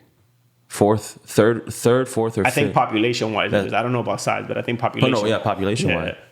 Population. I think we're the third or fourth. Yeah. You know. That's what I like. I like to see more, you know, like when I DJ, it's important to me, like when running around with lads when I was younger, it's important to me, like to cover all areas. So I hope more nightlife spots pop. Like I love City Place in Doral. I love that local vibe. I love things popping off in Kendall again. Like, so I hope more nightlife things and venues open up just scattered around the county, you know, that way everyone's not just so centralized in Wynwood and South Beach in that little area, you know? I mean, like you remember Tarasana? Bro, You know what I I was mean? legit, but I went there one time. That place is the shit. That, bro, yeah. I mean, on 36, you still go down. Tipico's still there. I DJ'd at Boulevard for 2 years, bro. I seen the Well, most. Boulevard's gone. Yeah, the building's gone. No, the building's there, but like Yeah, Boulevard, yeah. the brand's gone. Yeah, But yeah, Tipico's yeah. still there. Las Cenizas is like a new one that's popping. I hear a lot of like, you know, that's Yeah. like, and it's true to their neighborhood. It's true to the culture. Like you go in and it's like you're in DR. Yeah. You know what I mean? So like I think that's dope. You know what I mean? Little Havana's still cool because it has that flavor, but the thing is, you go there on a Wednesday and it's like you see tour buses and you see tourists taking pictures and like Yeah. people giving tours in different languages, which is Yeah. great. But it's like, are you like I tell a lot of people like, yo, this is not Cuba, this is Miami. Yeah, You know, my father's Cuban. There's Right. Cuban in me and all that, but like people get caught up like, yo, this is not Cuba, this is Miami. This is Dade County. As far as what though, like, Some people like, for example, we did like on one of the 305 days, you know, they wanted to push, you know, the Cuban cars. And it's like, it's 305 day, push donks. That's Miami culture. yeah, exactly. The Cuban cars, yes, they're a part of our culture, they're a part of Miami, but Right. that's a Cuba thing. Right. My whole thing is like, yo, today we celebrate all colors that are within our county lines, all Right. cultures within our county lines. The Miami gumbo is what we're celebrating. We're Yeah. not celebrating any individualism. Yeah, we're in- not celebrating Latins in Dade County. We're not celebrating blacks in Dade County. Right. We're celebrating Dade County as a whole. Right. You know what I mean? And Dade, like if you go and you celebrate LA, What Yeah. kind of cars are you celebrating? You're celebrating lowriders. Right. If you're talking about street and you're talking about street culture, Right. that's where the lowrider was born. Because it's such a pro and a con, bro, because places like LA, they only have one strong culture. For us, we have so many different cultures that make up one. That's not true. LA, I've got to go to LA a lot, and before my career, before I got into the entertainment and all that stuff, I was out there for car stuff. And I've seen a lot of different LA culture. There's a lot of culture that, you know, it's obviously publicized like in music and stuff like that and whatnot. But you go there and, LA's a bunch of, they have their common culture. And then you go to K-Town, K-Town's K-Town. You go to East LA, East LA, East LA. You know what I mean? You go to Compton, Compton's Compton. I'm looking at it through the lenses of a DJ in music. So like when I went there to DJ, you're only playing one thing. Over here, you get to hit the dembow, you hit the cubaton, you hit the reggae for the Haitians and the Jamaicans, you hit the house music for, like, we have a musical gumbo here. And that was one thing, me and Walshy Fire were talking about on the podcast, was how unique Miami is musically here, and how you could be, whether you're a white girl in Weston and Broward, or whether you're from Homestead or Little Haiti or Cuban in Little Havana, like, you grew up listening to all different types of music. And I do credit Power 96 for giving us that palette of that gumbo, you know what I'm saying? But we came to the conclusion that it's something only in Miami musically. Maybe it's different in other cities, but you have all these different places like New York and LA. They have a global mix of people, but everyone's not adding musically into their culture. Like over here, you had, Cubans add a little bit to add their culture into the music. So Miami musically was always like a big gumbo of a bunch of different things. You know what I'm saying? So when I went to LA, you can only play one thing. You're only playing hip hop from a certain speed, and it's like a certain thing. But in Miami, you get to play everything, bro. It's amazing. Like, as a DJ. Even more, you think even more so in New York? Yeah, because if you're in New York, you can't, Uptown, you could play the Dominican shit. You know what I'm saying? But other than that, like, but you could, in Brooklyn they have the island crowd. You could play, you can get off the island stuff. But as far as that, there's Russians in New York, but the Russians aren't adding to the music. You're not hearing Russian, and Italians. You're not hearing, I understand what you mean by that. Yeah. So over here, it's amazing because people are willing to accept everything over here. In New York and LA, people just want to hear their own little narrow vision thing. And well, the thing is, what helps us too is the Caribbean. The Caribbean is a mix, and then obviously we're an extension. We are in the Caribbean, but as people migrate over, you're talking about Dominican, Haitian, Puerto Rican, Cuban. You have all these little different flavors from the Caribbean where they all relate because they all are Caribbean here, and then they all have all they're like. Salsa, there's Cuban salsa, there's Colombian salsa, there's all this different, it's the same style of music, but different ways. Exactly. And then it's celebrated through, you have Celia Cruz and you have Joe Arroyo. They're playing the same kind of music, but one's from Cuba, one's from Colombia. Exactly. But they vibe, and it's like, okay, that's the common factor between the Cuban and the Colombians, because they can both vibe to they respect the fact that all right, bet, you know what I mean? You doing what you doing, and it fucking works great. But it's under one common thing, Exactly. So, it musically, I agree 1,000% with you with what you're saying. You know what I mean? And even coming to talking to certain people, and they're like, "Oh, who would you listen to in Miami?" And it's like, "Yo, you're listening to Luke Trick, Big Boy, the Puppies, fucking ghetto style DJs, all the pack." Mind you, back then you would listen to 96.1, 97.7, and it's like, you were driving around, literally turning your knob, making sure you would get it. In certain neighborhoods, you would hear it better than others. You know what I mean? And it's you wanted to hear the mixes, and it's almost like I'm the old guy who wants to listen to old '90s Miami shit. And it's because that's the shit I grew up on. Yeah. The time that I do go to Super Wheels, on a Monday, I want to listen to freestyle. I want to hear, I want to hear that bass music, because the thing is, with a lot of shit is, if you wanted to hear freestyle loud right now, where can you go listen to it? Only a skating ring. Yeah. You can't go to a club and listen to freestyle loud, to feel unless you're at home blasting it on the radio. But actually, it's crazy you said it, because at Otto Tiesto, I did a 30-minute freestyle set, and it was crazy. And then people like it. So I was trying to do something that I think it was just the night and the venue that didn't work out for me. But people want to hear freestyle. Right. But where can you go? And is there a big enough crowd where it works financially for a venue? Right. Because I feel if you were to do a concert at a skating ring, just so you hear that type of music, maybe not everybody wants to skate, but if you set up a club vibe in there, drinks, open a bar, you're good. You know what I mean? Shit might work. Yeah. Because that's what I tell people. If you really want to listen to let's say if I want to listen to old Pac Jam shit, Yeah, you can go to the hood and they have Yeah. like the speaker walls, and they still do that, and I love that. Yeah. You can go through. You can. They're still doing Pat Jams? I don't know if they're branded as pack jams, but you can go every night. I mean, I don't know now because of COVID, but Mm-hmm. I used to work out of Liberty City a lot, and you would hear them on a Saturday or Sunday. You know, Yeah. 2 miles away at one of the. You know, they're posted up at one. You hear the dirt bikes, and you know they're posted up at one of the parks doing what they Yeah. do, and it's like, you know, where else? Like, if I wanted to go to a club and listen to fucking, you know, that music, where do you go? Yeah. You know, every now and then, like Zog, funny enough, you mentioned him, Zog will do his mixes on Thursdays. And, you know, I'll be on Thursdays, I usually run missions in the morning. And I got them on just because I want to hear those mixes. Yeah, like take I you want to back. hear, I want to hear those 305 Thursdays, Throwback Thursdays, you know, and he plays, you know, 15 to 30 minutes of just straight fucking Yeah. booty music, and Yeah. Miami bass music. And it's just like, you know, I miss listening to Laz on the radio. I miss listening like all, but that music, you know, where it's the bass and the, Yeah. Hey, hold up. Someone last time someone did that and it like shook this cable and we were like this for like the rest of the podcast. So I hope Oh, that my shit bad. ain't do. No, you good, bro. but you know, like, Damn, I actually had a thought where I think me and Zog were talking about if that could come back, like Miami bass.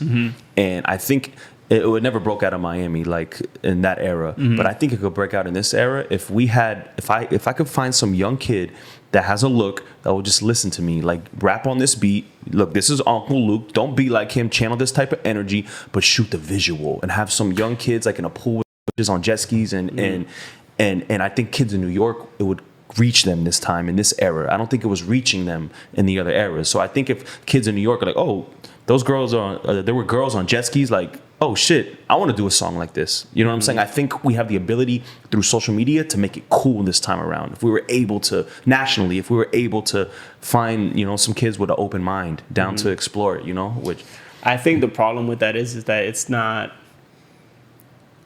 everything's about money now. yeah. All these kids are like, I shot LPB Pooty. I learned about him when I got hired to shoot him, and it was just money. Like all his pictures, he wanted to flash money. He Right. was like 20 years He old. wasn't 21 into the years. art of it. It's well, that's their art. The way they look Right, at right. it, like that's what they know. That's their art. You know what I mean? It's not like I call it. So like the way I look at it before, Like luxury, you're saying. They're into the, yeah, it's about money, brand, like but brand. we could do some Miami luxury. You know what I'm saying? Like, Yeah, but here's the thing: is like, so the way I look at it, it's, you know, I call it the bling bling era. So before the bling bling era, which is obviously when bling bling came out and Cash Money and that whole thing. Before that, like they were even pushing PT Cruisers. You know, damn, I remember that. Master P had 96 SS Impalas. They had Chevys. They had Don. It was about street culture. It's about having Chevys and, you know, rims and candy paint and lowriders and all this other shit. And then once the bling bling era came out, where it's like these guys are like stickers on the windows, brand new Cadillacs, brand new cars, brand new Lexus. Shopping blah, at blah, Louis Lexus. Vuitton. Now we want to wear designer. Yeah, so and like that's when, to me, that's when all that shit changed. Where it's like, oh, it's about how much money you got. It's not how real you are or how street you are. It's about Or how how real much you fun are. you're having. Because even New York guys, even like the Jay-Z's and the Nas, they talked about moving weight, but it was never about like, yo, I got more money than you.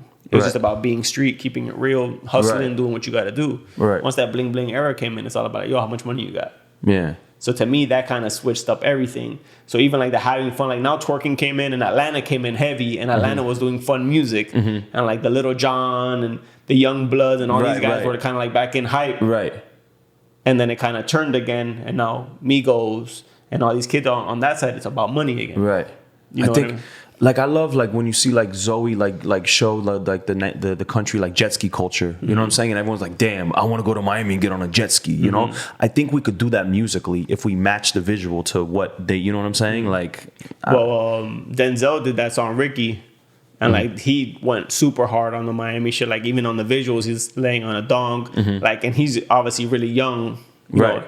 Not that he doesn't know that culture, because obviously where he's from, that's around him. But the fact that he brought that back into a picture, and then you know, Twelvelin as well, he's from Carroll City.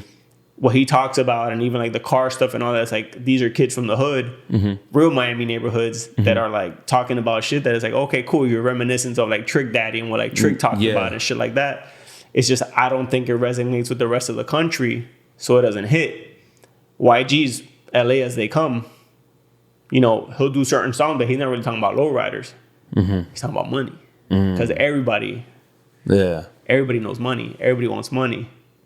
I just want to see tempo. I want to see fast. Someone get on something fast like Miami Bass. I want to see one of these kids not be on some slow, sleepy vibe and get on some fast music and just take that music and match it. Like do a visual that matches the music, party, women vibe. Like I think if Cardi teamed up with like a Trina and they did like a Miami style booty bass record and bring like a I mean, they did it. Like you have like WAP that's like a sample of "There's Some Hoes in This House." You know, it's like a double time down version. But it's like I feel like you need a young. I would like to see a young kid do it and start the trend. Yeah. Cardi, I don't think Cardi or Trina can start a trend. You need some young kid that is attractive that the girls look at and be like, damn. Then, but he's with guys and he's on a boat and it shows that Miami lifestyle. And I think dudes in New York and LA will be like, damn, this is a life that I want to live. Let me make a song like this to match the, you know what I mean? Like, I don't know. I mean, it's wishful thinking, bro. Yeah, bro. It's wishful thinking. I have so I'll much tell you wishful that. thinking with this shit, bro. But how was Triller Fest? Triller was cool, man. It was, excuse me, it was dope to see Wayne back on stage. That was his first performance since Right. COVID. So, you know, I was happy to go and shoot with them, you know, for them, you know, to get out there and just kind of like, and even just like the feedback, like once they posted the video, like everyone tagging me and like, yo, so dope to see, you know, us again working together. You know, everybody's like, oh, you know, what's up with the vlogs? Like, let's get some vlogs again. You know, I'm not really sure who Wayne's working with on the video side of stuff. I know they document a lot and they hold on to a lot of stuff, so I'm not sure what they're doing with that. But even on my end, I would always be brought in for stuff that's gonna be, you know, put out to the masses. So like, I was happy to get involved with them to do that, and you know, and just 6ix9ine was on there. I'm surprised I got to see 6ix9ine perform. he made it out alive. Yeah, it's interesting, man. Like how the crowd reacts to him. He's got a fan base. Like They that's were reacting positively. yeah. And Wow. what's crazy is like I understand kids don't get it. Kids don't, you know. Yeah. But like I saw a lot of older people into it, which I thought was interesting, especially like you know what he represents and you know how the streets see him or how you're supposed to act in hip hop Right. and rap or whatever you want I to don't think call those it. rules exist anymore. You know, It goes back to entertainment. It's just more Yeah. like you're watching a show. So obviously, you know, props to him for getting it. Then one thing, once again, whether he's playing a character, he's not playing a character, whatever that is that he's doing, you know, he did say something that kind of like hit me, and I was like, oh shit. He said, I might be an asshole on the internet, but I appreciate you guys. So that to me comes like, damn, he's got a little heart there for him Yeah. to like even like acknowledge that. I was like, okay, cool. right? And he's Like- calculated with it. Yeah, like he said it right before he got off stage. Like, yo, I know I might act like an asshole on the internet. I think that was the right word. But I do appreciate you guys, and I ain't nothing without you guys. So I was like, okay, there's some humility there. Like, you know, maybe he is a good guy, and he's just doing this shit. Yeah. You know, like basically the rest of them are doing it for clout, to stay relevant, to stay in people's, you know, mouths and whatnot. Yeah. Like I said, I don't know him. This is the first time I've ever shot him. And mind you, I shot him like from the crowd. I was waiting on Wayne to show up. I was there to shoot Wayne and them. And, you know, but yo, the crowd's reacting. Yeah. You know, crowd's vibing. They know the songs. You know what I mean? And it was it's good to see, like, I mean, were people, yeah, I mean, I'm waiting for the festivals to come back, man, like Ultra and shit like that, or like Rolling Loud. I can't wait. Like, this COVID shit, like, was like a mind fuck, I'm sure bro, for Coachella's like a probably year. going to come out so crazy. When Coachella, I mean, next year, I guess, because it already Wow. passed, right? They're for sure doing it next year, right? Or I at think least, so. I mean, right. I think the way things are looking, I think they are. But I mean, Coachella's probably going to be fucking insane next year. Yeah.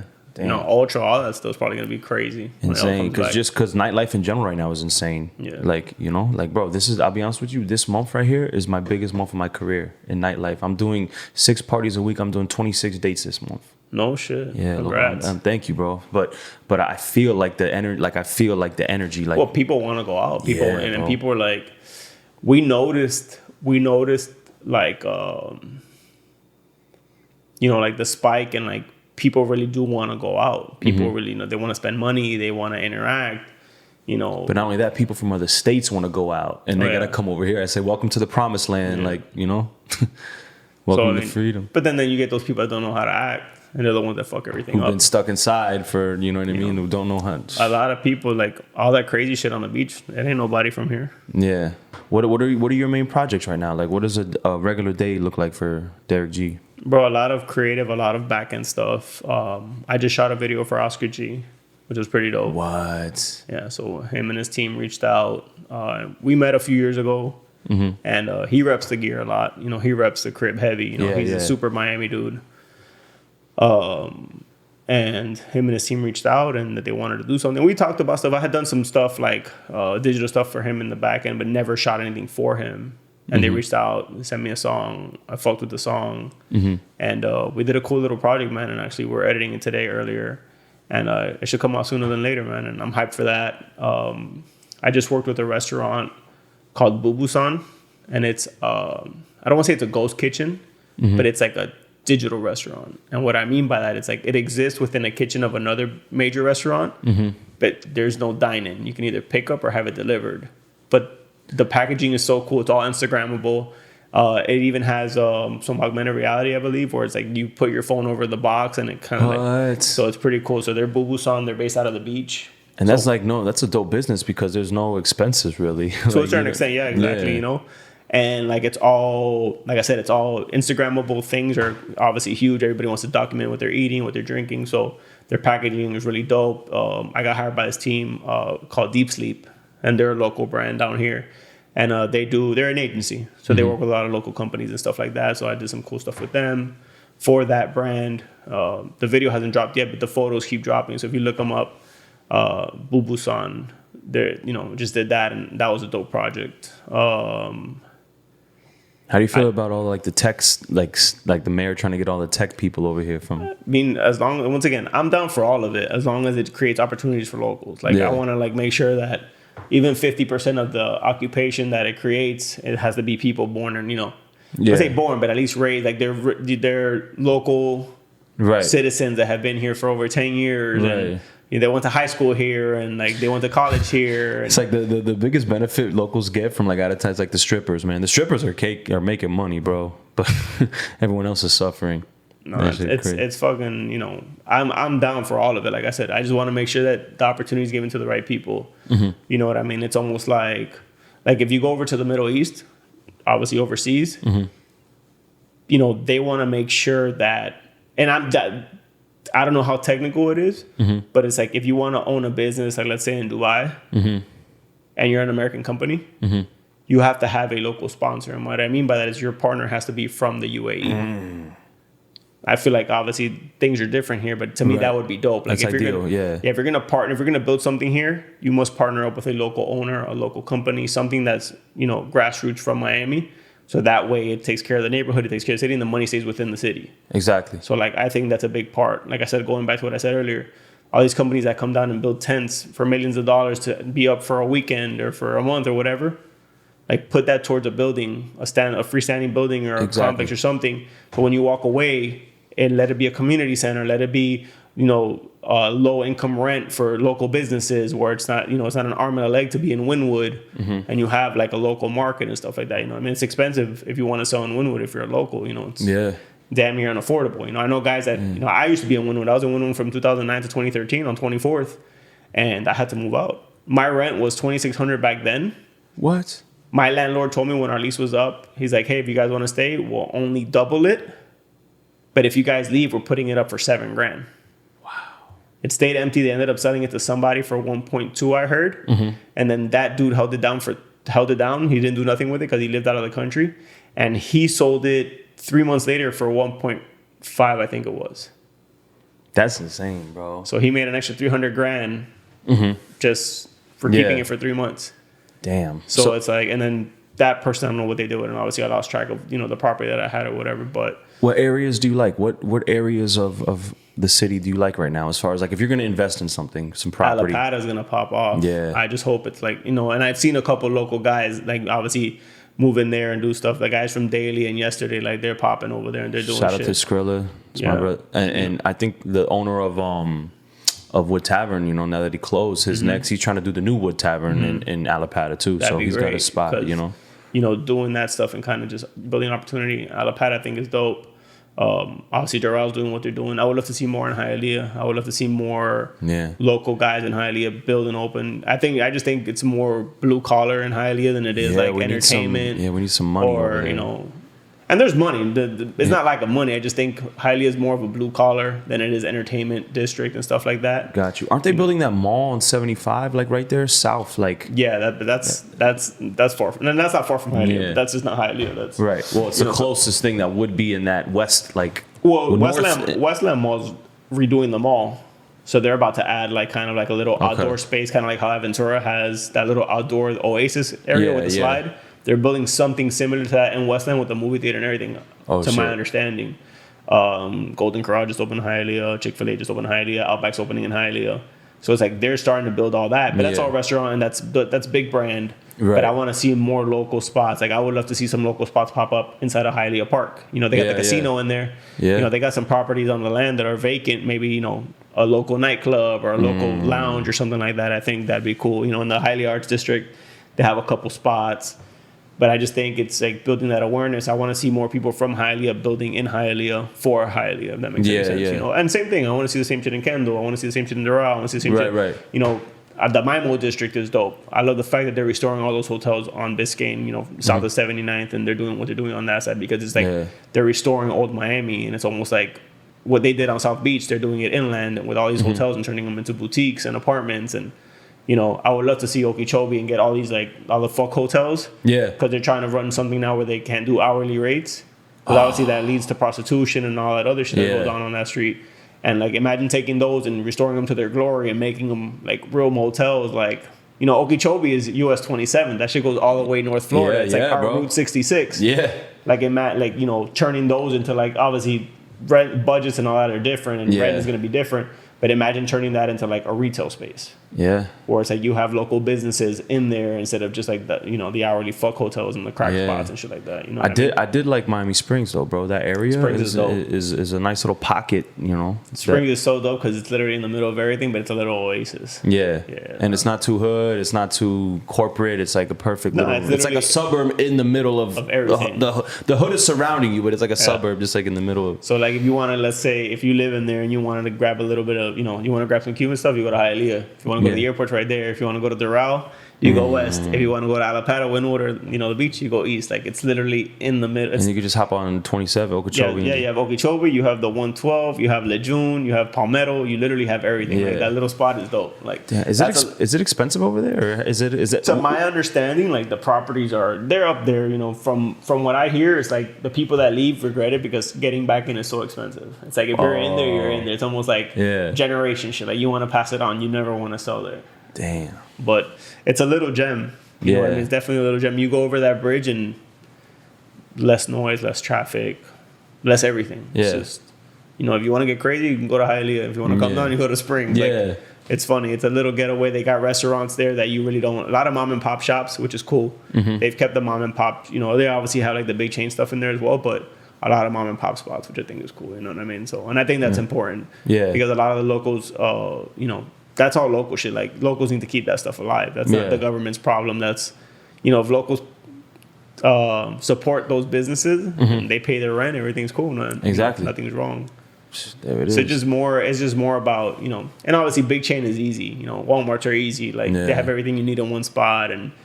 But you know, it's tough to train. And I mean, I can't sit here and, you know, I'd be a hypocrite to say I don't go to Walmart, I don't go to Target. Yeah. Like, you know, society makes, you know, it makes it a lot easier for society Right. to operate and do what you do. But, you know, it's one of those things where like, if and when I can support local, I do. For sure. You know what I mean? And I think if everybody does a little part, you know what I mean, it works. Like it definitely works because you obviously talk to business owners, look at all the food stuff, like especially food places. Like, yo, if you order from them, like even pizza spots, if you order from like a chain pizza spot versus like a regular pizza spot, the mom and pop pizza spot, the mom and pop pizza spot's always gonna be better. 100%. And the prices are, if not the same, it's cheaper. 100%, Or maybe a bro. little bit more, but you're getting, you know, more Yeah. bang for your buck. You know what I mean? So it's Yeah. like, it's one of those things about, can they keep up with the demand? Yeah. You know, and it's tough. It's not being a bit, like I said, I've been self-employed for about 17 years now and just, you know, trying to, luckily my overhead has never been like my issue. Yeah. It's just more so like who's hiring me, who's calling me, who's doing what. You know what I mean? Like that's my blessing and my curse. It's Right. never been overhead. There's guys that I've seen that, with the overhead, it's, and they make it happen. Yeah. You know, employees. I've never had employees. I've had interns. I've had guys that I work for hire that we're working weekly. So it's you see them around a lot, but they're not my employees. They're their own. So I've been basically having to take care of myself, make sure I'm good in that sense, and I've been able to like coast for the last 17 years. But now my first kid on the way. Yeah. And life's about to change. Now it's a different game. Now it's like okay, now it's not just. How do you change? Like, what are some things? How are you going to pivot now that you first I've already kid? felt like my hustle is different. Me making versus me waiting for work.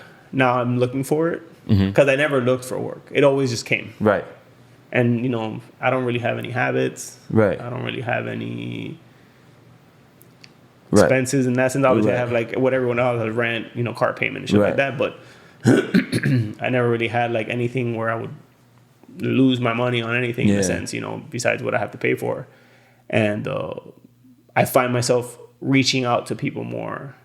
Hey, what are you doing? What are you working on? What could we do together? Being proactive with the business. Got you. Way more proactive. Once I found out, when COVID hit, obviously it's like everyone's on a mission. All my guys with the big companies, they were all on missions. They were trying to figure it out. They were letting go of people. That shit made me a beast, bro. The COVID shit made me a beast, bro. Well, like I said, a lot of people's hustle came out on that. And then that's where the vintage shit really popped. I was doing it before. And it was cool. But then, like, when the shit really hit the fan, like, that market was like, yo, the market still hasn't stopped. So, like, we were still doing our thing. And, we basically survived off of that for a while. And now it's kind of like, obviously, the work has came back in like, the last 4 or 5 months. And it's been going really good. And but, like, now it's, like you said, being more proactive, looking for opportunity, looking for work, creating opportunity. Or it's like, yo, what are you doing? Like, yo, what you got in the works? Like, yo, we should do this. Hey, if you got a budget, let's make it happen. And, like they say, closed mouths don't get fed. I've gone to people and be like, yo, squeaky wheel gets the oil. Yeah. If you got some budget, let's do something. It's better than me sitting at home not doing nothing. Yeah. I'd rather make something and work with people I want to work with brands I want to work with, shoot stuff I want to shoot. You get what I'm saying? That's my whole thing with the photography stuff, because obviously that's still like my main, whatever you want to call it. Bread and butter? Nah, because the vintage does really well for me. So like that's one thing. And like I say, most millionaires have like 7 sources of income. Obviously I'm trying to build my stuff where it's like I can have build machines. Equal it out, yeah. Where it's like I got, everybody gives me a little piece towards the rent, everybody gives me a little piece towards my utilities. And but if it's one like, thing falls, you're good. Like, and then obviously that's the end goal, And to be honest, I wouldn't even mind working for a company at this point. But it would have to be, in lack of better words, on my terms. And what I mean by that, it has to be like a company I want to work with, shooting products I believe in, shooting, that the brand. You're not working for them, more of a partnership. Exactly. Yeah, they pay me. Yeah, I'm on their salary. Yeah, I'm their employee. But it's like an understanding where it's like I'm a benefit to them, and they're and obviously the payment is worth it, and it's the consistency, the security. It's like that. So to be honest, I wouldn't even mind that at this point, just because things are so. I don't want to say up in the air, but just for the safety of my family. Right. Making sure my son's good, making sure wifey's good. Right. So it's like, that's where I'm at now. And I'm kind of like, I don't want to say looking for a home. Yeah. Because the fact that you can turn down work, and that's basically what the last 17 years have been. Like, I've been like, nah, I'm straight. Yeah. Like, for me to do it for the money, like, they got to call my bluff. Sometimes, like, I don't want to do it, and I'll just hit them. And if they say yes, and at that point, like, all right, fuck, I'm just going to do it further. Like, fuck it, I'll do it. And, it'll, but then sometimes that shit bites you in the ass, because then you're like, fuck, now you're dealing with bullshit, now you're dealing with this, now you're dealing with that. Like, and you don't want to deal with that kind of shit sometimes. It's just kind of like your peace of mind. Sometimes clients are fucking annoying. And it's like, I'd rather do things with certain people. Like, for example, I did something recently for this liquor company. And, they needed to do... I was shooting stuff that I thought they would like. And it was like, that doesn't work for us. So I'm like, okay. So then I was like, they would look through the camera and be like, this is what we need. And it was like the most basic vanilla stuff. Is what they wanted, because that's what works for them. And then once I got them what they needed, they were like, have at it. Do whatever you want.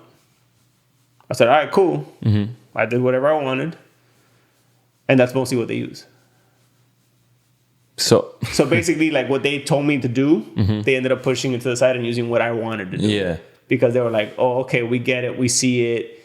And, it's like, advertisement is different now. Yeah. Marketing is different now. Branding is different now. It's a fact. And, even shopping, like, a shopping experience is big. Like, I talk to certain people that own stores, and it's just like, everybody buys online. Stores are falling, stores are dying. Like even with Nike. So Nike, what's happening with Nike now? Nike realized because of COVID and all the stores are closing, Nike sales were still Nike sales. Yeah. They realize that their online is so powerful that they don't need stores. Yeah. So what's happening is they're obviously going to keep their grassroots accounts, and they're going to keep like You don't need the brick and staples. mortar. You have everyone work from the Yeah. crib now, and it's like, they're keeping all their staple stores, but a lot of stores are going to lose their Nike accounts because because of what they experience. And same thing with the brick and mortars Yeah. with these companies. These companies don't need an office building for 600 people anymore. They would be fine with 200 people because everyone else can work from home. yeah. And now they're not paying, $100,000 a month in rent. They're Right. paying fucking 20 grand a month in rent. Damn, You know bro, what I that's mean? The that's the future, bro. And turn those industrial buildings into residential, and A lot of work from home. A lot of the game's changing, man. And it goes back to what you said earlier. It's like it turned you into a monster. I'm not too sure how long you've been doing this, but I saw it come through during COVID. That's when I started. you're saying the realizing- podcast in Yeah. particular. Yeah, bro, since COVID. Yeah. So it's like, and this could be. You might not have to go back to the radio. Yeah, exactly. But that's why I'm trying to build this up. So when I do go back to radio, I'm there with an asset. Yeah. And give me what I'm worth. You know what I'm saying? Because you But guys are paying all the dinosaurs the bag, but you're gonna eventually need something new. And I'm chilling until you're gonna come to me when you do need that new. Like No, I've talked to some people in radio, and it's like they don't understand why it's not hitting no more. It's like, I mean, you need younger people, you need the youth in there, you need to drive traffic. Like it can't be like the people that my parents listen to. the demographics in radio are 18 to 34 years old in the Power 96 Y100 99 jams, and most people in all three of those stations are not even in the demo.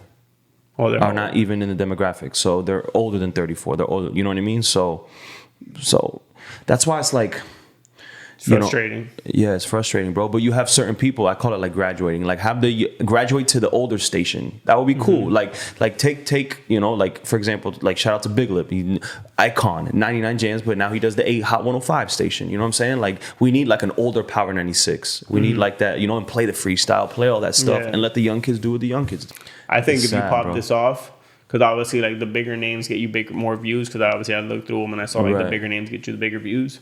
Eventually you'll be able to run your own ads like Hey, that's- some of these people do, where it's like this show's brought to you by yada yada That's the yada. goal. That's the What I goal. mean? Let YouTube do what they do because they're not paying out like they used to. But in Yeah. the middle of your show, like, yo, by the way, this show's brought to you by yada yada yada. Something local. Yeah. That was the goal here is to make it hyper local and serve Miami and try to be what the radio is in a podcast form. That way I could go to the same places that radio goes for advertisers. I could go to those same people and be like, this is what the new way, what we're doing. And this is the numbers. These are, and Yeah, it's how you're gonna reach your new customer because all your customers are dying out. exactly, bro. 100%. Sedano's, so funny shit is Sedano's, they're revamping their whole brand. So if you go to Sedano's on 103rd, where Play World used to be, I don't know if you remember where Play World used to be. I You know where Gus Machado is? On 12th and 103rd? okay. 12th and 49th? Okay. That's where the Latin Cafe is. Uh-huh. There's a new Sedano's there. It's not new anymore, but it's been like there for over a year. If you go in there, everything's in English. They got murals in there. They got the little drawn bubble thought with like, don't touch my croquetas and all Oh that my shit God. for the new consumer. Right. Because what happened, their consumer's dying. Literally, they're like passing away. They're old. They're Right. getting old and, they need to adjust. Right. So and that's what's happening with a lot of things. A lot of things need to adjust and pivot because what's going to happen, your customer base they're not going to be there forever. Evolve or dissolve, bro. That's you know? dope. I never heard that. Yeah. dope. Plug all your social media. Tell your people where they can follow you. For my photography and my creative stuff, go to Derek_G, DERICK_G. For vintage stuff, lottery.vintage. Once again, we're focusing on local vintage stuff, all Miami sports teams, Canes, Calle Ocho, Now, anything. is just for buyers or sellers, or is this Anything like a yo, this is like trading cards. People are looking to Okay. trade pieces. Like these are relics. You know what I mean? Okay. They're not making them anymore. Like these are Yeah. relics. So like, if you're in the vintage game and you're looking for like fire Miami shit, like hit us up at lottery.vintage. We're located at Back and Forth in Coral Gables. And the Instagram for the store is Back and Forth MIA. Companies, if y'all watching this and y'all looking to learn more about Miami and the Miami market, hit me up at retro_Dade.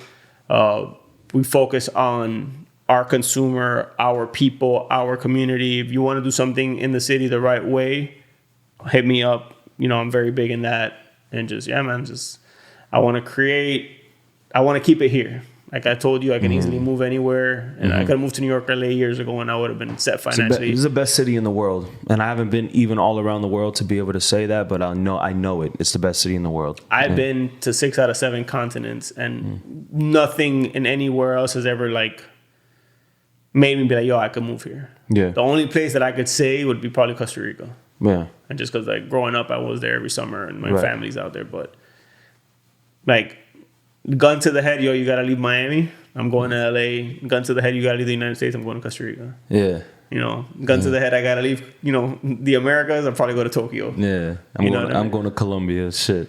There it is, bro. Derek G.